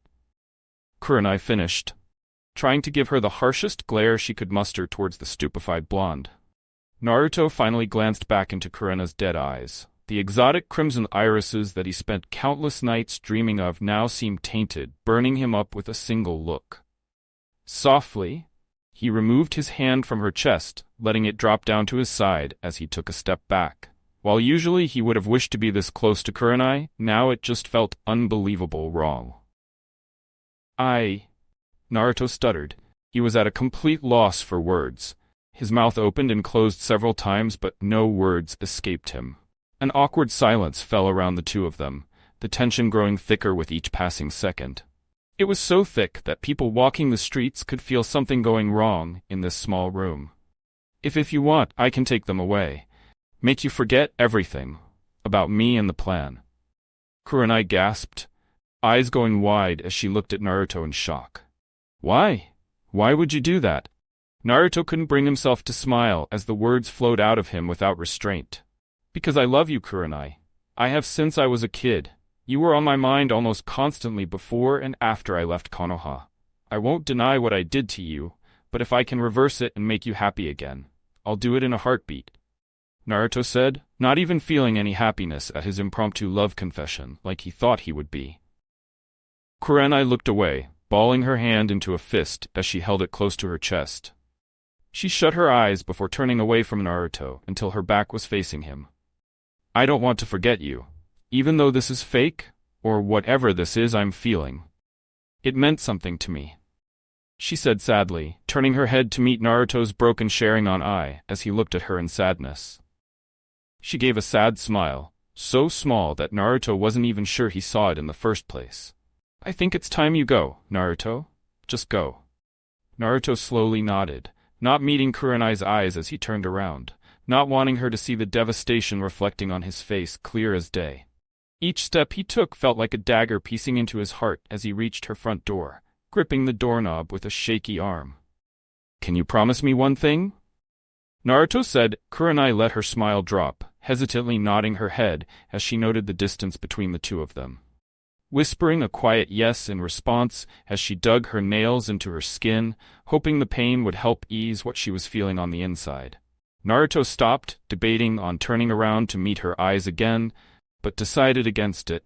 Just in case, stay away from the Hokage Tower tomorrow afternoon. Kurenai kept her face blank, trying to imagine the expression that was on the blonde's face at this very moment. After a few harsh seconds she nodded again. She wanted so bad to go over to him and hug him from behind. To tell him it would be okay and that she was there for him. Yet she couldn't. She could no longer tell that was her own desire, or if it was the desire Naruto implanted in her. "I promise," Kurenai whispered quietly, and as soon as the words left her mouth, Naruto was gone. Thank you for watching Part 7 of What If Naruto Was Neglected by His Family and Had Every Elemental Bloodline. If you enjoyed this video, don't forget to like, comment, and subscribe to Anime T23 for more exciting what-if scenarios and anime content. Hit the notification bell so you never miss an update. See you in the next episode.